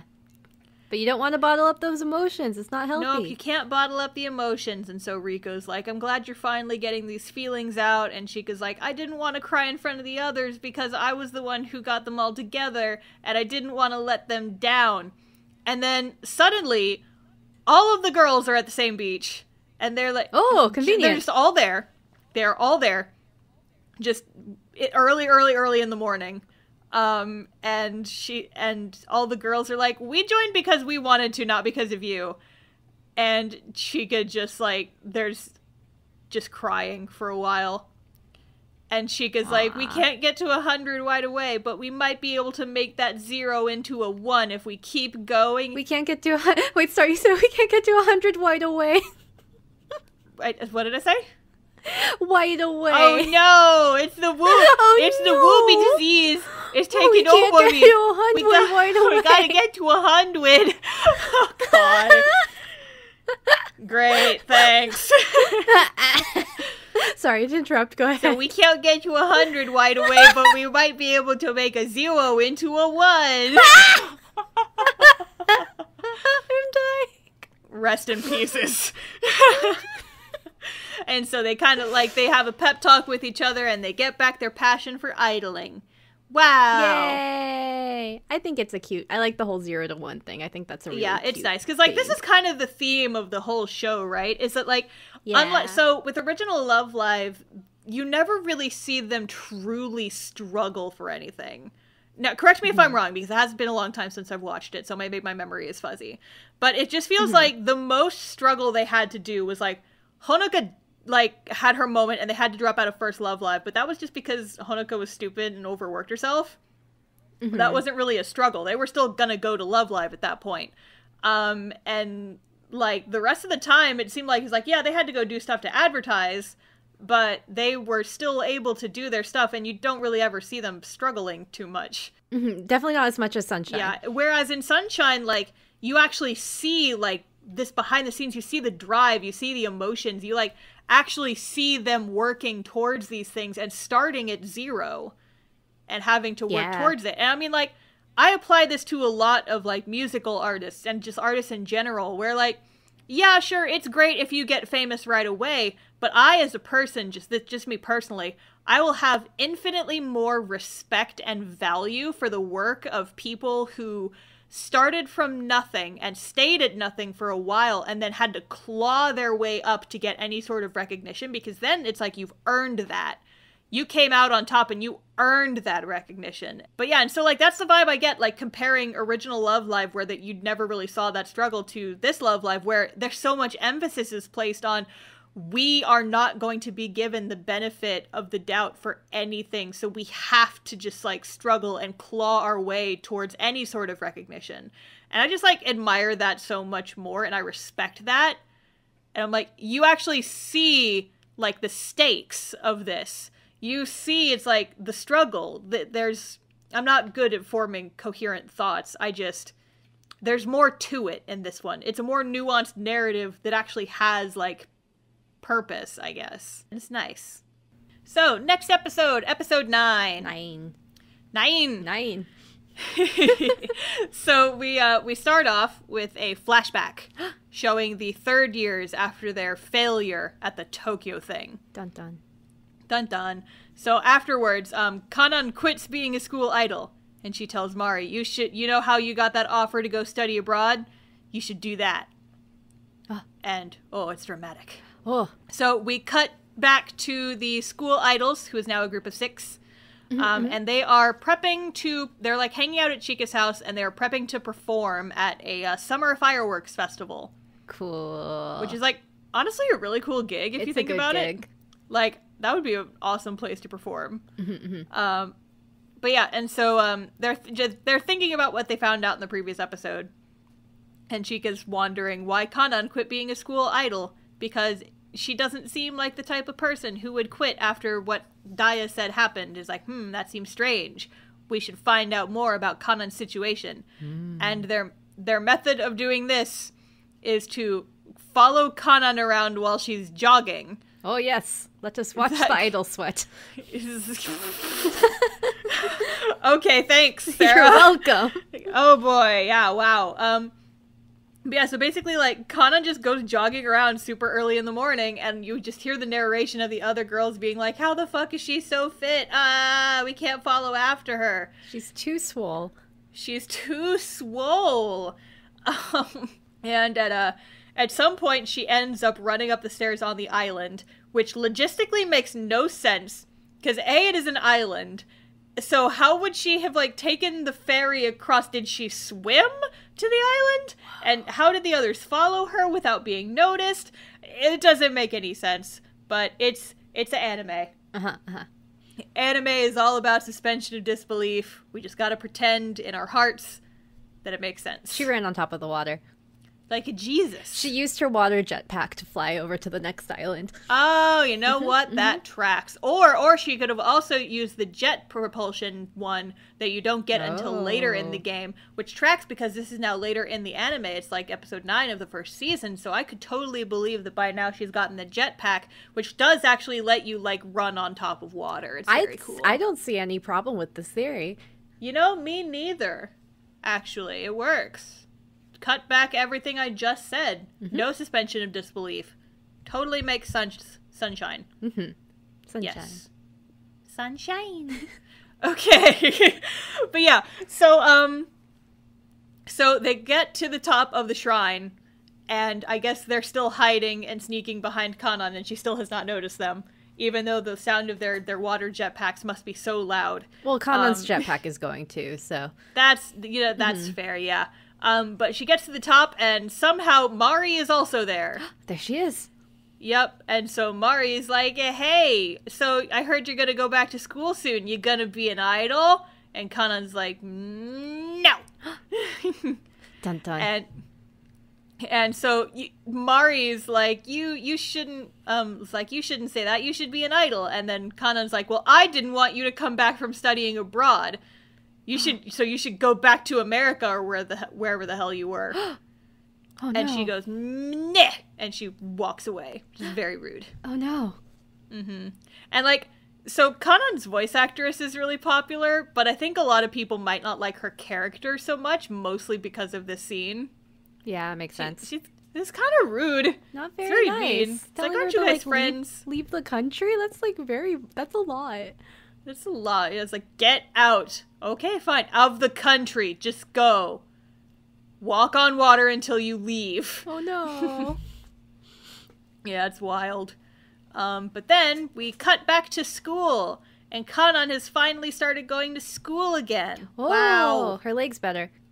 Her dad's leg. No, it was her leg. Her dad broke her leg. Yeah, you know, is it right? Yeah. Totally. And then Mari is there.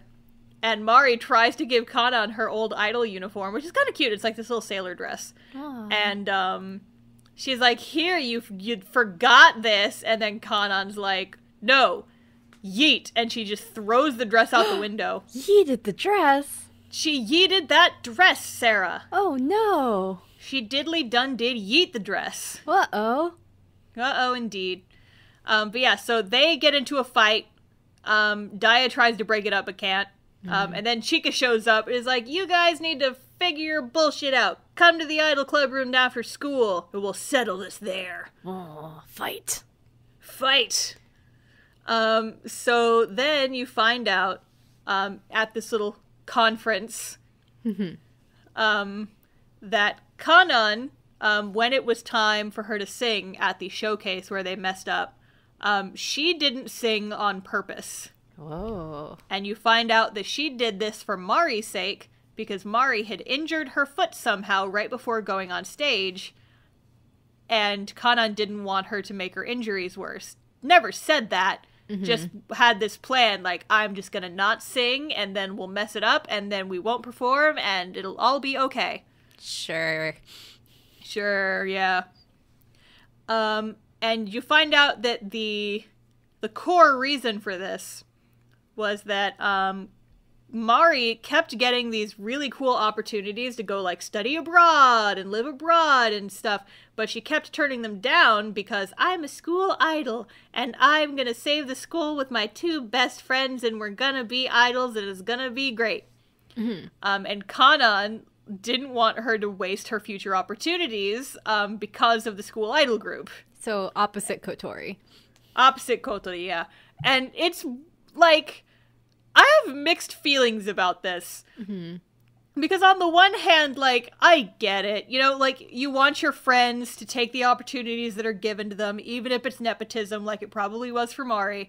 And you want them to do their best and, like, succeed in life. But at the same time, like, it's none of your business. Let your friends make their own decisions, yeah. Yeah, it's like, if she wants to stay and be an idol, you don't stop her from doing that. Or at least like, don't actively get in her way. Yeah, don't, like, actively sabotage her. Like, Jesus Christ, Kanan. Mm-hmm. Damn.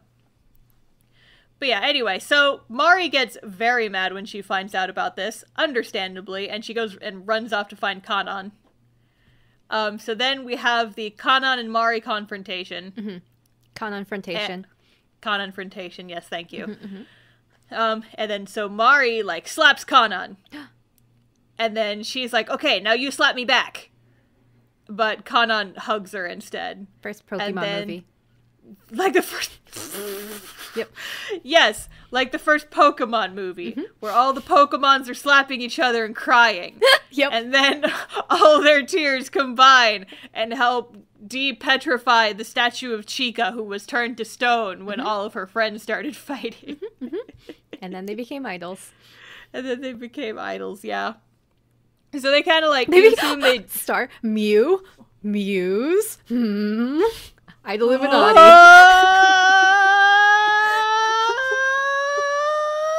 Illuminati confirmed. Confirmed. My God, it really does work, though. We did it. We've done it. I can't believe we've done this. It's proof. Proof positive, ladies and gentlemen. We have done it. Great scientific breakthrough. Idol Illuminati confirmed. Confirmed. But yeah, so after this scene, Daya is kind of hanging out outside the school, and she's like, well, I'm glad they finally made up. And Chica is also there. And she's talking to Daya, and she's like, well, hey, are you also gonna be a school idol? And Daya's like, eh. But then, all the rest of the school idol girls are there. Just suddenly there. And Ruby, like, passes a costume to Daya that I guess they had already made. And she's like, welcome to Aqua, my sister. One of us, one of us. And then Mari's like, +1. +1. +1. Shiny. Shiny. You know, it's appropriate that, like, statistically, Idolish 7 is our most popular episode because, my God, so many jokes originated from that one. Yeah, it's true. It's just so, it's so relevant. I love them boys and all the jokes that we were able to milk out of them boys. Oh, yes. Oh, but Sarah, I need to take a minute to talk about a theory that I have with this show, okay? Theory corner. Here we are. Starla's theory corner. Who's ready? Okay. I think that when you become a school idol, you are magically given the power to instantly teleport to wherever your leader is whenever there is an emotional scene happening. What a nice perk. I know, right? But, like, here's the thing. It happened once already. It happened in the previous episode when, like, Chica and Rico were on the beach and then suddenly everyone else is there. And then it happens again in this scene where Daya and Chica are talking and then suddenly everyone else is there. Oh. And this happens so many times. Like, I'm going to point it out every single time it happens. It happens more frequently in the second season because there's a lot of stuff just happening in that one. But just, like, logistically, it makes no sense. Because, like, these characters are, like, on complete opposite they live on, like, complete opposite sides of town in some cases. But if the emotional moment needs everyone to be there, they are all suddenly there. What great idol powers. I know. Idol superpowers. Teleportation, apparently. Amazing.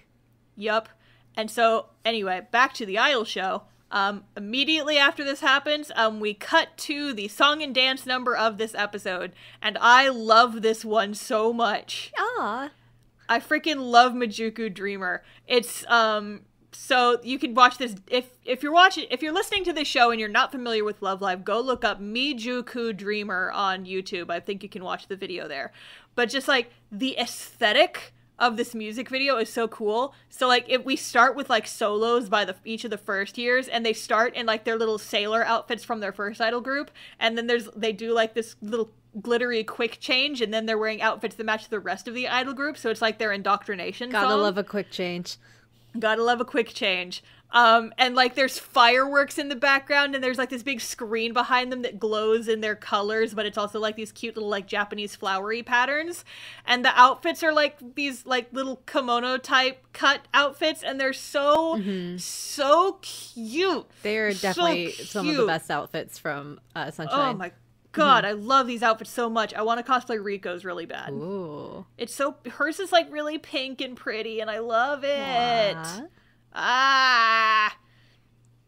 Anyway, it's also just like a good song. It's really sweet and soft, and I like it. It's cute. Anyway, episode 10. Hey Sarah, what does every anime need?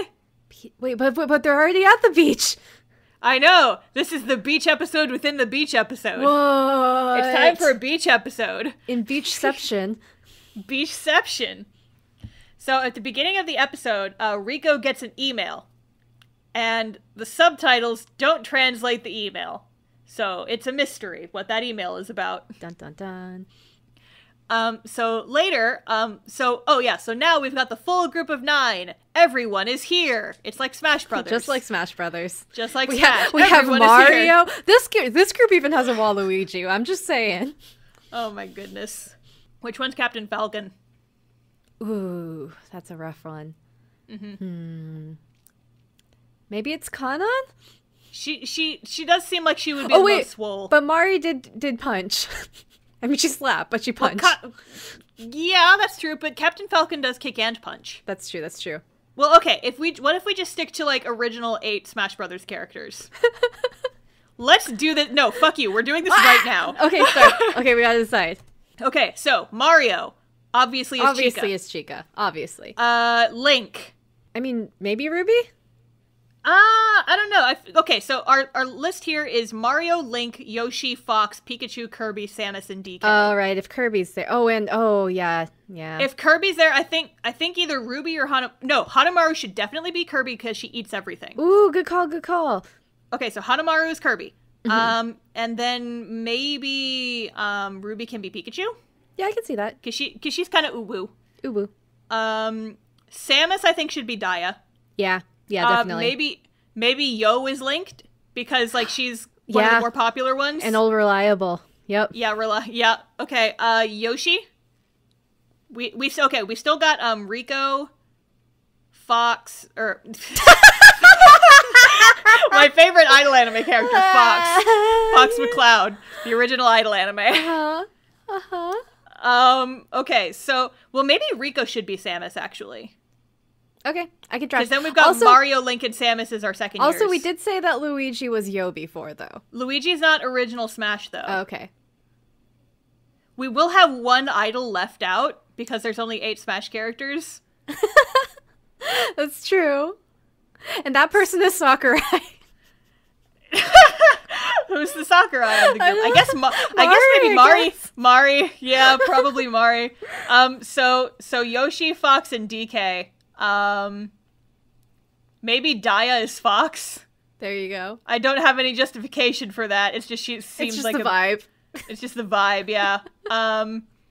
Maybe Johanna is Donkey Kong because she's kind of crazy and everywhere, and she falls out of trees. She falls out of trees. She falls out of trees. We got it. We've unlocked it. We did it. And then that would mean that Kanan is Yoshi.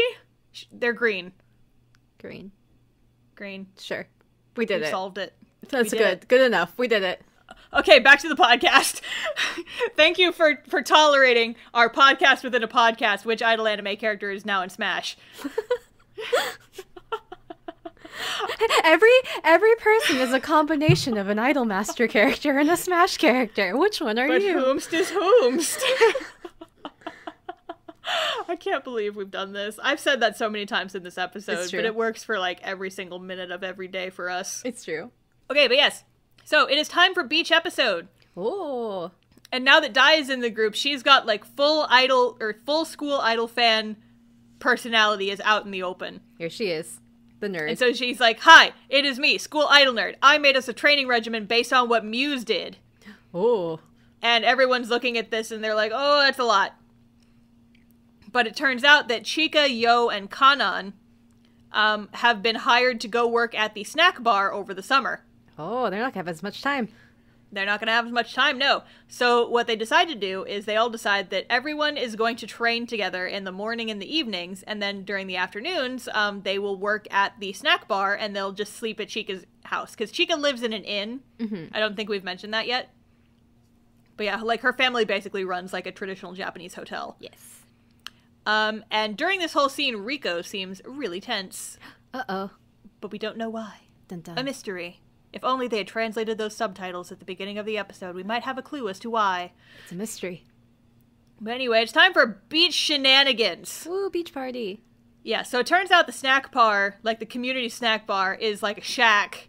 So it's the shack bar. It's, oh my, Sarah. Mm-hmm. It's the crab shack. It's the crab shack. It's the iDOL crab shack. We're Sarah, here. we've done it. We did it. We did it! We succeeded! iDOL crab shack. iDOL crab shack. So yeah, the first thing they have to do is they have to shoo all the crabs out of the crab shack. Because they're like, guess what, crabs? This is our shack now. It's Joe's iDOL shack. Joe's iDOL shack. But also, right next door, like literally next door, like 10 feet from the snack bar shack, is like this fancy beach restaurant. Ooh. And everybody in town is at this fancy beach restaurant. And so the girls are like, how are we gonna beat them out for business? And then they're like, we have an idea. And so basically most of this episode is just shenanigans. Yeah, beach episodes should be. Of like them trying to get more people to come to the snack bar and cooking and making extremely cursed food and stuff like that.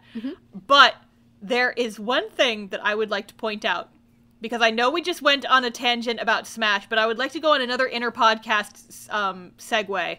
Come with us. Because, so, Mari's thing that she does, her food that she makes, it's called Stew Shine. Uh-huh. And it's basically just like all these really, really expensive seafood ingredients all put into this stew. And she shows, like, this big, long, like rack of, like, these are all the crazy fish ingredients that I put into this stew. And one of the things in there is just, like, a whole sunfish. Oh, amazing. Like, an entire sunfish. Big ol' boy. Just a big boy, yeah. Just a big boy. And, it's not a super big sunfish, but it's big enough to just, like, fit comfortably on the table, along with all of her other seafood picks. And when I was watching this, I actually had to pause the episode, and I went down a Google rabbit hole that some folks may have seen on Twitter. Yeah, you know exactly what's coming next. I went down the sunfish hole to figure out if sunfish were actually edible or not. And I learned some stuff about sunfish. So I would like to do a podcast within a podcast really quick and do some mola sunfish facts. Give me a sunfish fact, Star. Okay, so the first sunfish fact is something that I just cannot stand. I absolutely hate this. Their bones are apparently, quote unquote, about the consistency of cheese. But there's so many different kinds of cheese. I know, but also just cheese bones. I hate that.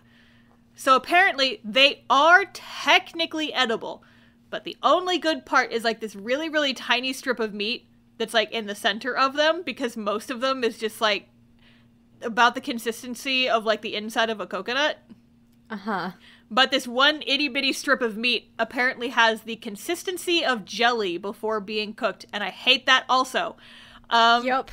They are apparently prone to having lots of parasites because they move so slow, and they are constantly covered in a thick layer of fishy mucus, which I also hate. Love that phrase. Yeah.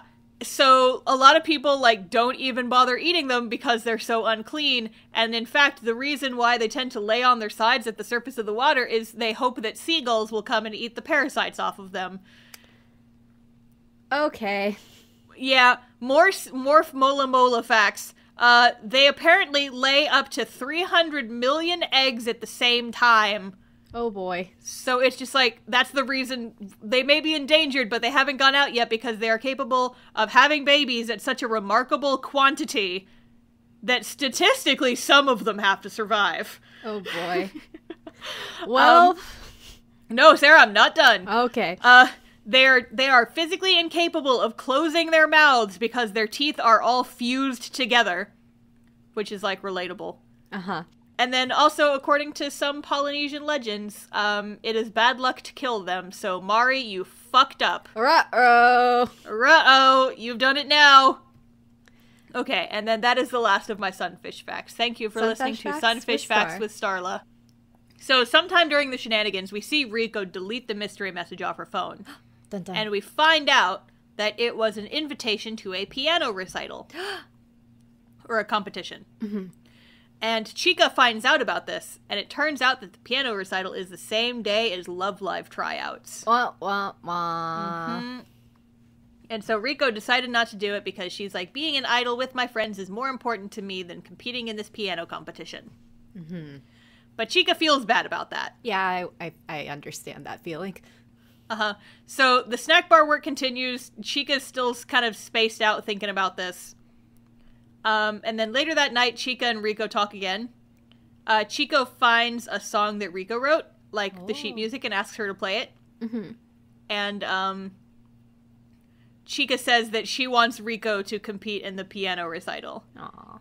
And Riko's like, what the fuck? You don't want me to come and like dance with you guys at Love Live? And Chica's like, no, that's not it. Because remember how you joined the idol group to help you find your love for piano again?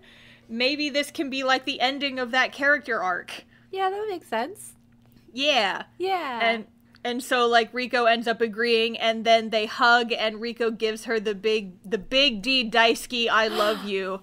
And it's like, oh, Riko. Shit. Well, I mean, they held hands, like, the first episode, so... They did. Well, second episode. Mm-hmm. But the one other thing I would like to mention about this episode is that while they're having their sleepovers, Yohane sleeps inside a sleeping bag that is shaped like a shark and it is suspended from a ceiling, and I'm just like, goals. Yes, amazing. Top tier. Absolutely incredible. Episode 11. Whoa. We got 3 more. We start at the train station, and everyone is seeing Riko off, and she's gonna go and do her piano competition and do really good, super good. Yeah, Riko. Mm-hmm. And Chica's like, next time we'll all sing together, so go kick its ass. Yeah, kick butt. Mm-hmm. Go kick its ass. Go kick its ass. Go kick its ass. Hi, I'm Mario. I'm a Chica. Go get some out of town shine sprites and bring them back to us.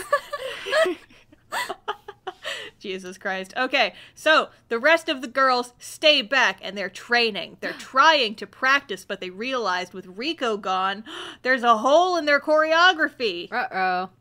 No, geez. So Yo ends up switching over to Riko's part, but when they're trying to practice, Yo and Chica keep bumping into each other. Oh no. And Chica's like, I'm sorry, I memorized the movements based on how Riko did it. And so Yo just copies exactly how Riko did it, and then suddenly they're perfectly in sync. Oh. Which is like, okay, yay, we solved this problem, but But did they? Mm-hmm. So then later, the third years are doing like school paperwork because you've got the president of the school, the student council president, and Kanan is also there. And they're doing school paperwork, and Mari like finds the original school idol club application and finds out that Chica and Yo were the first members. And she was like, huh, I always thought it was Chica and Riko who started it. Yeah. Mm-hmm. Mm. And so Mari goes to find Yo. And Yo, Mari does the titty grab on Yo, and Yo, like, grabs her and flips her onto the cold, hard sidewalk. Good job. And I'm like, yeah, that's what you get. Maybe don't do that shit anymore. Yeah. Slight segue, that's how Sarah and I met. Not the first part. Not the first part, just the flipping part. Just the flipping part. I tapped her shoulder to get her attention, and then the next thing I remember, I was on the floor. It's a reflex. Yep, and we've been friends ever since. Waha. That's what happens when you poke a black belt, be warned. Yeah, flips. Flips and shit. But yeah, so the two of them end up going to talk. And Yo talks about how she's like, I always wanted to do something fun with Chica, and then we finally had something fun. We were going to do the school idol thing together, but then Chica invited a bunch of other people to join, and so maybe she didn't actually want it to just be the two of us. Classic love triangle. Yup, and Mari's like, you should just tell her how you feel. Mm-hmm. And there's, like, this whole thing where, like, Yo's trying to figure out how to confess to Chica, and I'm like, wow, this is gay. Yeah. Mm-hmm. Yep. I love and then, the second year's love triangle. Yup, it's a triangle. Just like the iDOL iDOL triangle, love triangle, confirmed. Mm-hmm. So then later, like a couple nights later, Rico calls Yo. And Yo ends up admitting, he's like, well, Chica always seems happier when she's with you. And Rico says, yeah, Chica said something like that too. And we don't hear the rest of this conversation until later. But Chica ends up showing up at Yo's house and asks to practice. It was like, you shouldn't have to copy Rico. You should do it your own way and we'll figure it out together. And Rico's like, yeah, she felt bad that she wanted to do it with you. And so that's why I think she picked you to change the choreography to. Mm-hmm. And then Yo's like, I can't believe I thought that Chica was abandoning me, my friend. And they hug it out. It's cute. Yeah. Love triangles. Love triangles. Okay, real talk though. Mm-hmm. I kind of Star, are you coming to my side? No, Rico Yo, man. Star, are it's you becoming a good ship? Are you becoming a shipper? No, never. No. Star? Leave me alone. I just think that, like, people are always arguing, oh, Chica Rico's better. Oh, Chica Yo's better. I'm like, no. Yo Rico. I think Rico with anybody, to be honest. That's also fair. It's a good energy, anybody. Yeah, I know that Johanna and Rico is also popular because of an episode that happens later. Yes. That's in season 2, though. We'll get that to that later. One. But yeah, so they have their emotional little moment, and then it's time for prelims. And these are the best outfits in the show. Oh, these outfits are so cute. They're like the double-layered fluffy skirts, and they have got like polka dots and their image color, and I'm such a goddamn sucker for iDOL outfits and the characters' image colors, and it's so cute. Yay. And they all have, like, matching little wrist scrunchies, and it cuts back and forth between their performance on the iDOL stage and then Rico doing her, like, piano recital. And she also is wearing her scrunchie, but she's, like, wearing her little piano dress. And she's like, yeah, she's there in spirit. Go do it, baby. Kick its ass. I believe in you. She's gonna play the piano. She did you do it. Yay. Yay. Rico's my favorite, in case it wasn't already obvious. Waha. She's a good bean. She did it. Yeah. She overcame her artist block and she kicked its ass. Yeah. Yeah, my baby. But yeah, and then, so by this point in the show, I hadn't been paying much attention. They may have done this at other times, but this was the first time I actually noticed because I tend to skip the ending song. Oh. The ending song in this episode is only sung by Yo. Aww. It's like it's a Yo solo. Yo solo. But yeah, and I just thought that was cute because it was kind of a development episode for her. I'm like, oh, have they been doing this before and I just hadn't noticed? Love triangles. It was cute. Cute. Anyway, episode 12. We got 2 more. We're so close to the end. Oh, how did they do, Star? How was prelims? The prelim results are announced and they got in! Yay! So Rico calls, she's still in Tokyo, she calls to congratulate them, and they ask her how she did, and she's like, oh, I succeeded in my task, and you see, like, on the table next to her is the first place trophy. It's like, yeah, Rico. Baby, go! My babies are all doing so good. Yeah. So the video from their prelims performance is doing really well, and they expect that a lot of students are going to come to their open house for the school because their school's so popular now. But no one has applied so far. Hard to get students when no one lives there. No, yeah, exactly. Hard to get students when the plants keep eating everyone. Yep, you just gotta get rid of these carnivorous plants. Mm-hmm. Like, come on, y'all, get it together. And then, I forget who says this, but they realize by this point in their respective anime, Muse had already saved the school. Yeah. It's like, oops. Yep. Yeah, because I don't, Starla headcanon, I don't think Muse was solely responsible for that. But it's fine. It's fine. It's fine. Salt. Sprinkle the salt on my laptop. It was all Nico, we know it. It's because she started Nico Doga. He's like, yeah, nepotism. She started the website wherein the videos are hosted, so she automatically gets to win. Yes. Definitely. But yeah, so then Kanan points out, is like, well, Muse was in Tokyo, and there's a lot more people there, and you know how many people live in our small town? And like these 4. plants keep eating everyone. And these plants keep eating everyone. So, like, there's goes more of our prospective students. Like, dang. So Chika tries to figure out what made Muse different. And she's like, what do they have that we don't have? And so she decides to go to Tokyo. And all the others decide to go with her.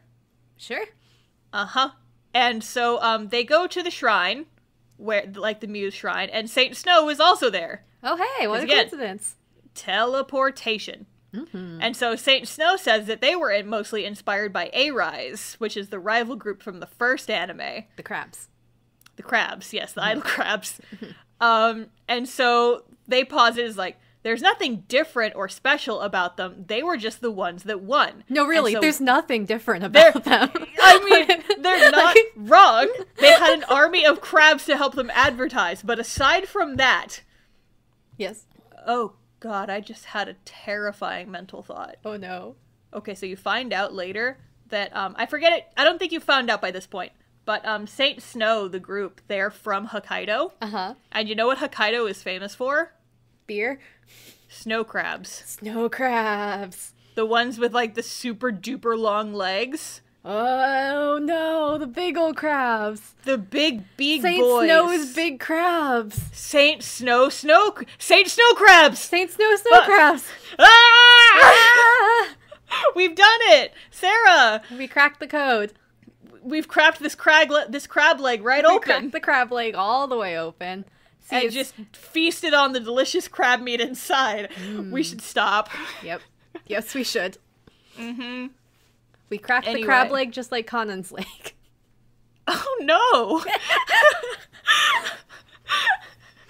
Just like the Mafia, the idol Mafia. Break your kneecaps. Break your kneecaps. Break your crab legs. Oh, boy.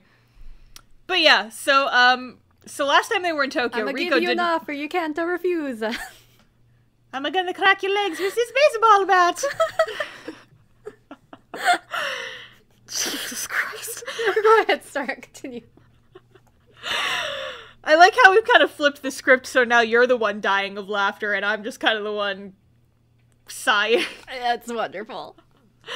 Okay, but yes, so last time they were in Tokyo, Rico didn't want to go back to her old school, aka the Muse school. Mm-hmm. But this time, she's like, well, I stopped you guys from going last time, so why don't we go anyway?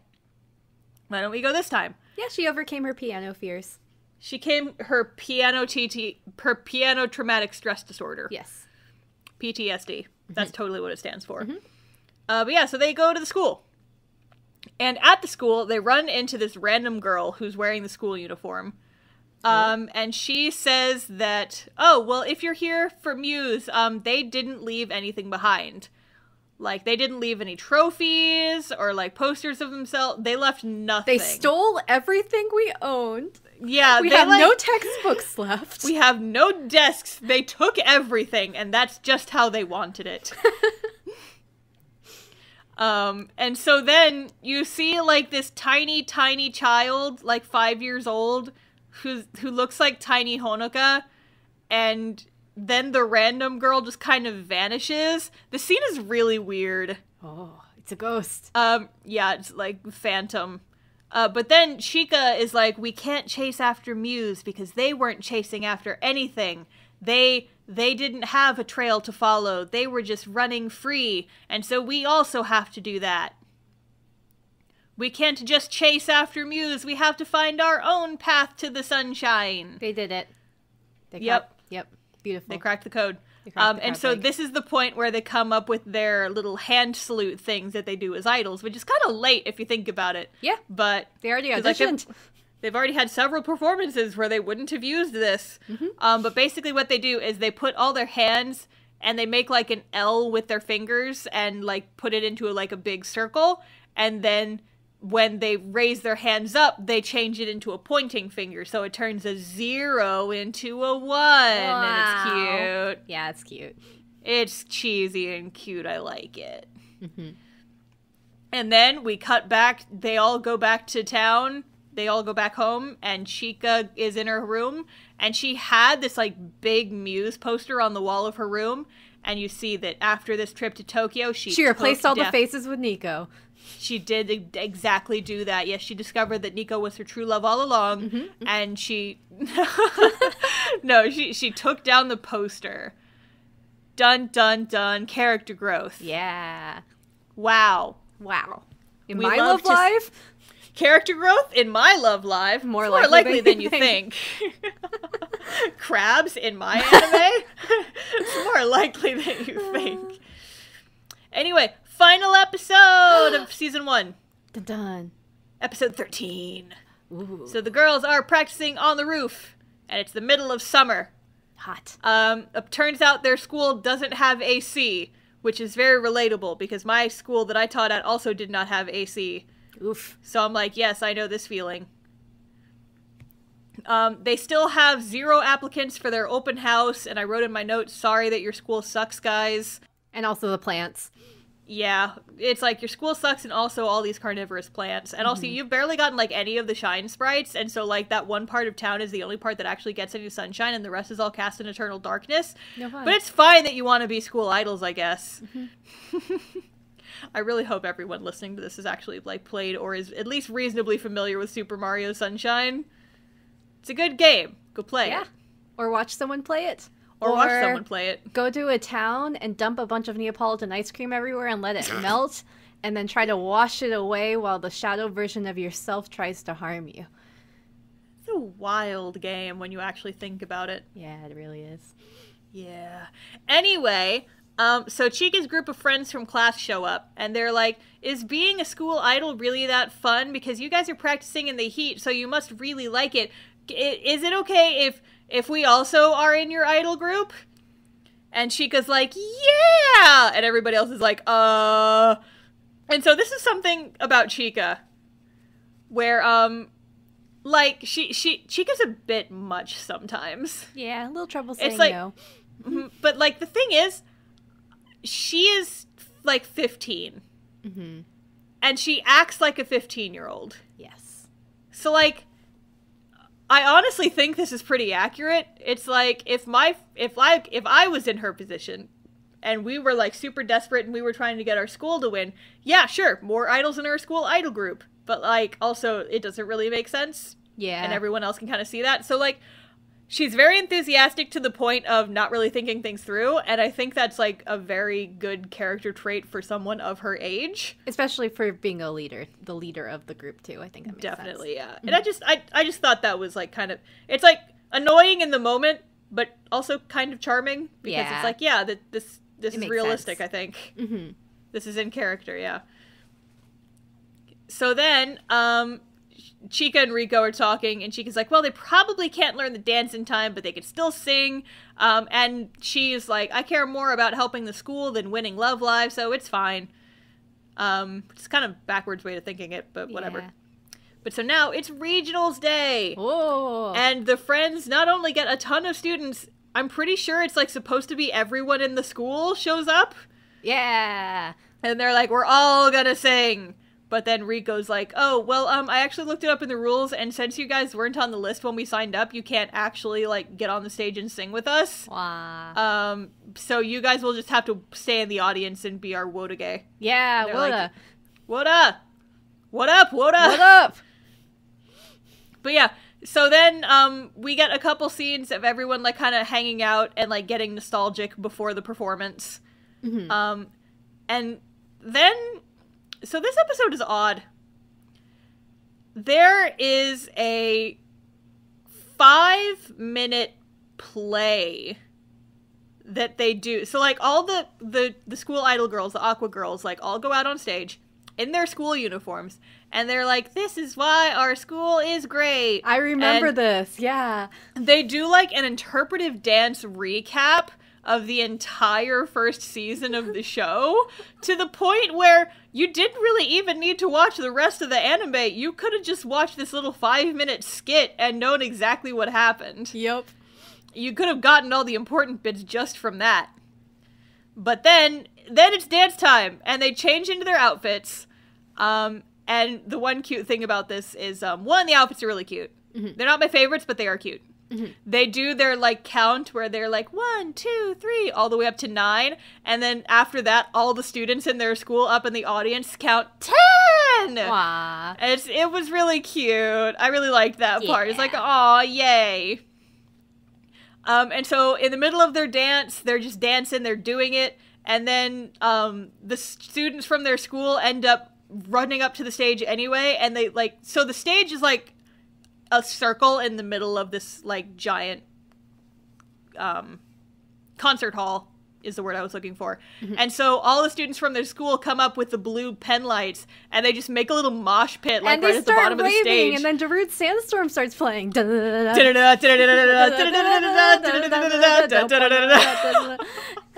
How's that, audio audience? Yeah, we did it. But yeah, and so during their concert, we get a flash to a computer at the school that has, like, the applications page up that says number of applicants 0. But then it changes to a 1. Aw, they went 0 to 1. They did it! And so then the episode is over, and you don't find out if they won. What happened? What did they You'll win? find out in the next season of Love Live Sunshine. Live, laugh, love, love, sunshine. 2! Electric Boogaloo. Live, laugh, sunshine.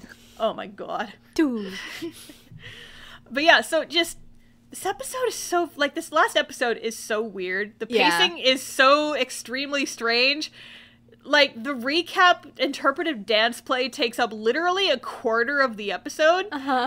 Like, the way this feels to me is that this doesn't make any sense, because Original Love Live had 13 episodes in their first season also.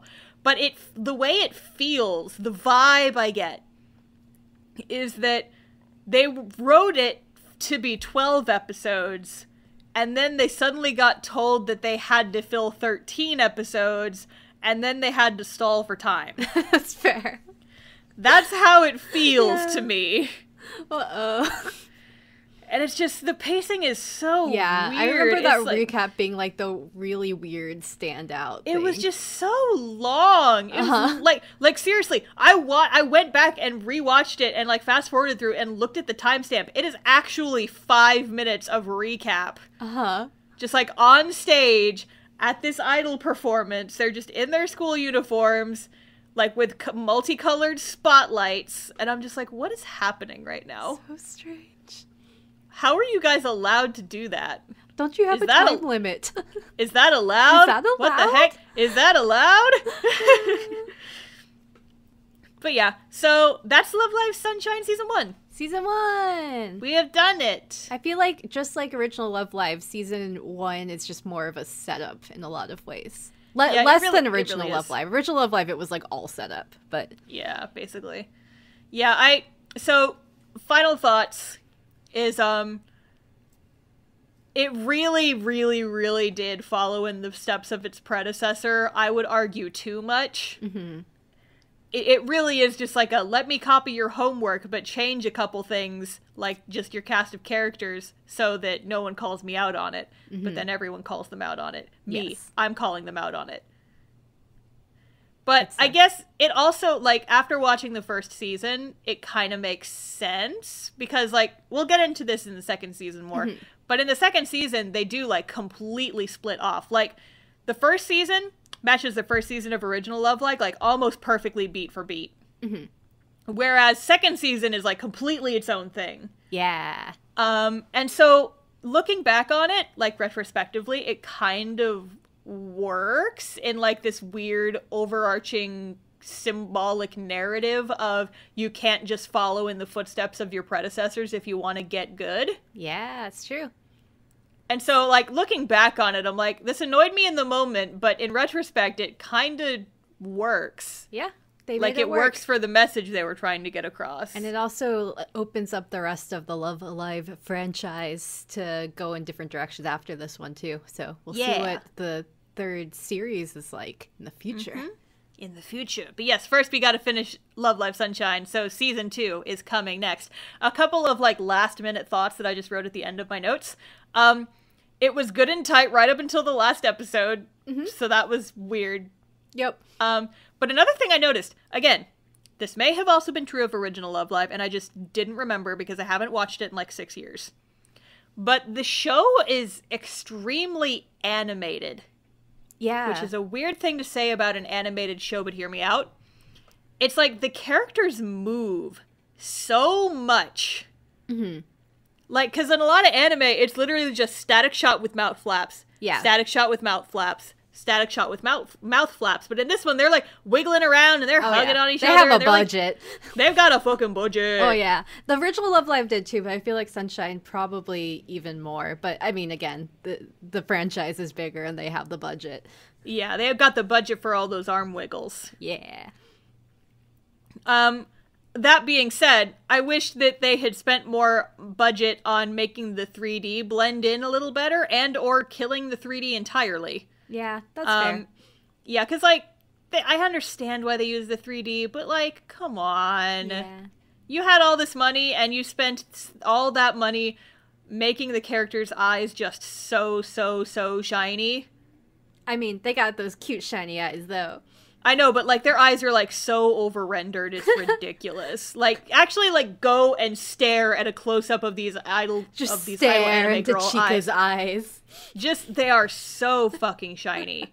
And, like, every single shot, the eyes are, like, the most on-model part about them. I'm like, you didn't have to go this hard for the eyes. I feel like you could have spent that money elsewhere. That's fair. But I feel like eye animating versus a full dance sequence is still probably a lot less budget-wise. I mean, yeah, that's true. Just but saying. It's like you're spending time you're spending time, like, with the itty-bitty little things that don't actually make that much of a difference when you could have been spending time on this big, broader thing that a lot of people complain about. Yeah. It's like, the 3D is better than Original Love Live. They do gradually improve their 3D over time, which is nice. So, like, I don't necessarily have a problem with the 3D. It's just like, oh, you guys had potential. I know you had that money. That's fair. Meh. Also, the outfits are, like, almost all of the outfits are really, really, really, really cute, which is good for me, because Original Love Live, I did not like any of them. But don't forget that one episode of Original Love Live where the wedding dress and the tuxedos. I feel like that's top tier any idol show. Sure, yes, that's also good, but that's not... Okay, all but one. I will give you that. The tuxedo part was cute. That one was top tier. But, like, the rest of them, like, the Snow Halation outfits are okay. They're pretty cute. But, like, the rest of them, it was kind of just, like, it was really meh for me. And there's not, like, one thing I could point out. It was just, like, none of them really, like, I looked at them and said, I want to cosplay that. Yeah. But it probably also helps that you have a best girl for Sunshine. That's also certainly true. But also just, like, the outfits are so goddamn cute in Sunshine. Like, oh my god. Sunshine. Like, the first song and dance outfits, or not the first, I guess it's technically the second one. The one with the 6 girls in it. It was meh. Yeah. But, like, the outfits from their first concert are really cute. The Mijuku Dreamer outfits are really cute. The fluffy outfits from prelims are really cute. Like, all of the outfits in this season are really cute, except for that one. Which, like, they're still cute, but they're just kind of plain. But yeah, cute outfits. Want to cosplay them, please. Yeah. Yee. Yay. I'm excited to do season 2. We'll see what happens. It'll be very confusing. I'm so excited. Oh my god. Yeah, how many more jokes will we make about crabs next time? Only time will tell. Saint Snow Crabs. Saint Snow Crabs. Saint Snow Crabs. Okay. Yeah. Final thoughts for our first season episode, Soro? Crabs.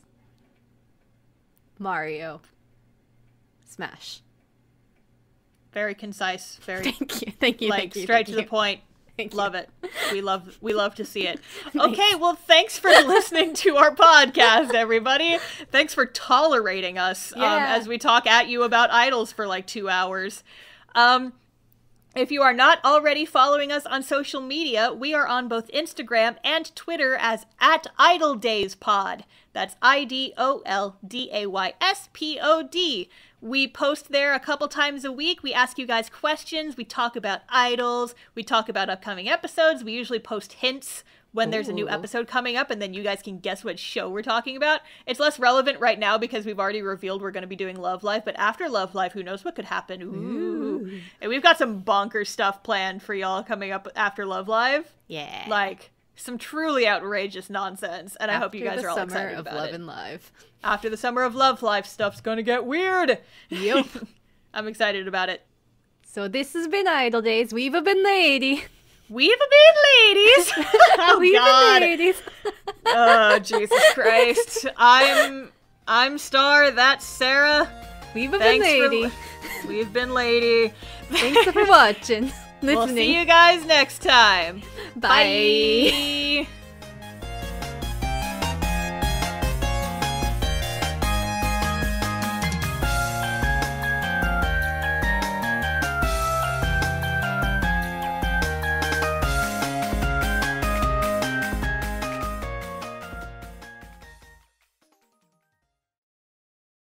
What's Tuesday in Japanese? Kinyobi asa kinyobi asa. It's Tuesday morning. Yeah, here we are. I'm not sure if that's it. I may have messed that up. I haven't lived in Japan for a year. My Japanese is rusty at best. Don't shame me on the internet, please. Wow. I'm gonna look it up real fast just for Japanese Tuesday. Kayobi. I was close. Kinyobi is Friday. I'm gonna now do this bit over again with the proper Japanese word for Tuesday. And we'll edit it so no one knows. Yes. And then we'll put this bit after the credits for people who stick around and listen to the after the credits scenes.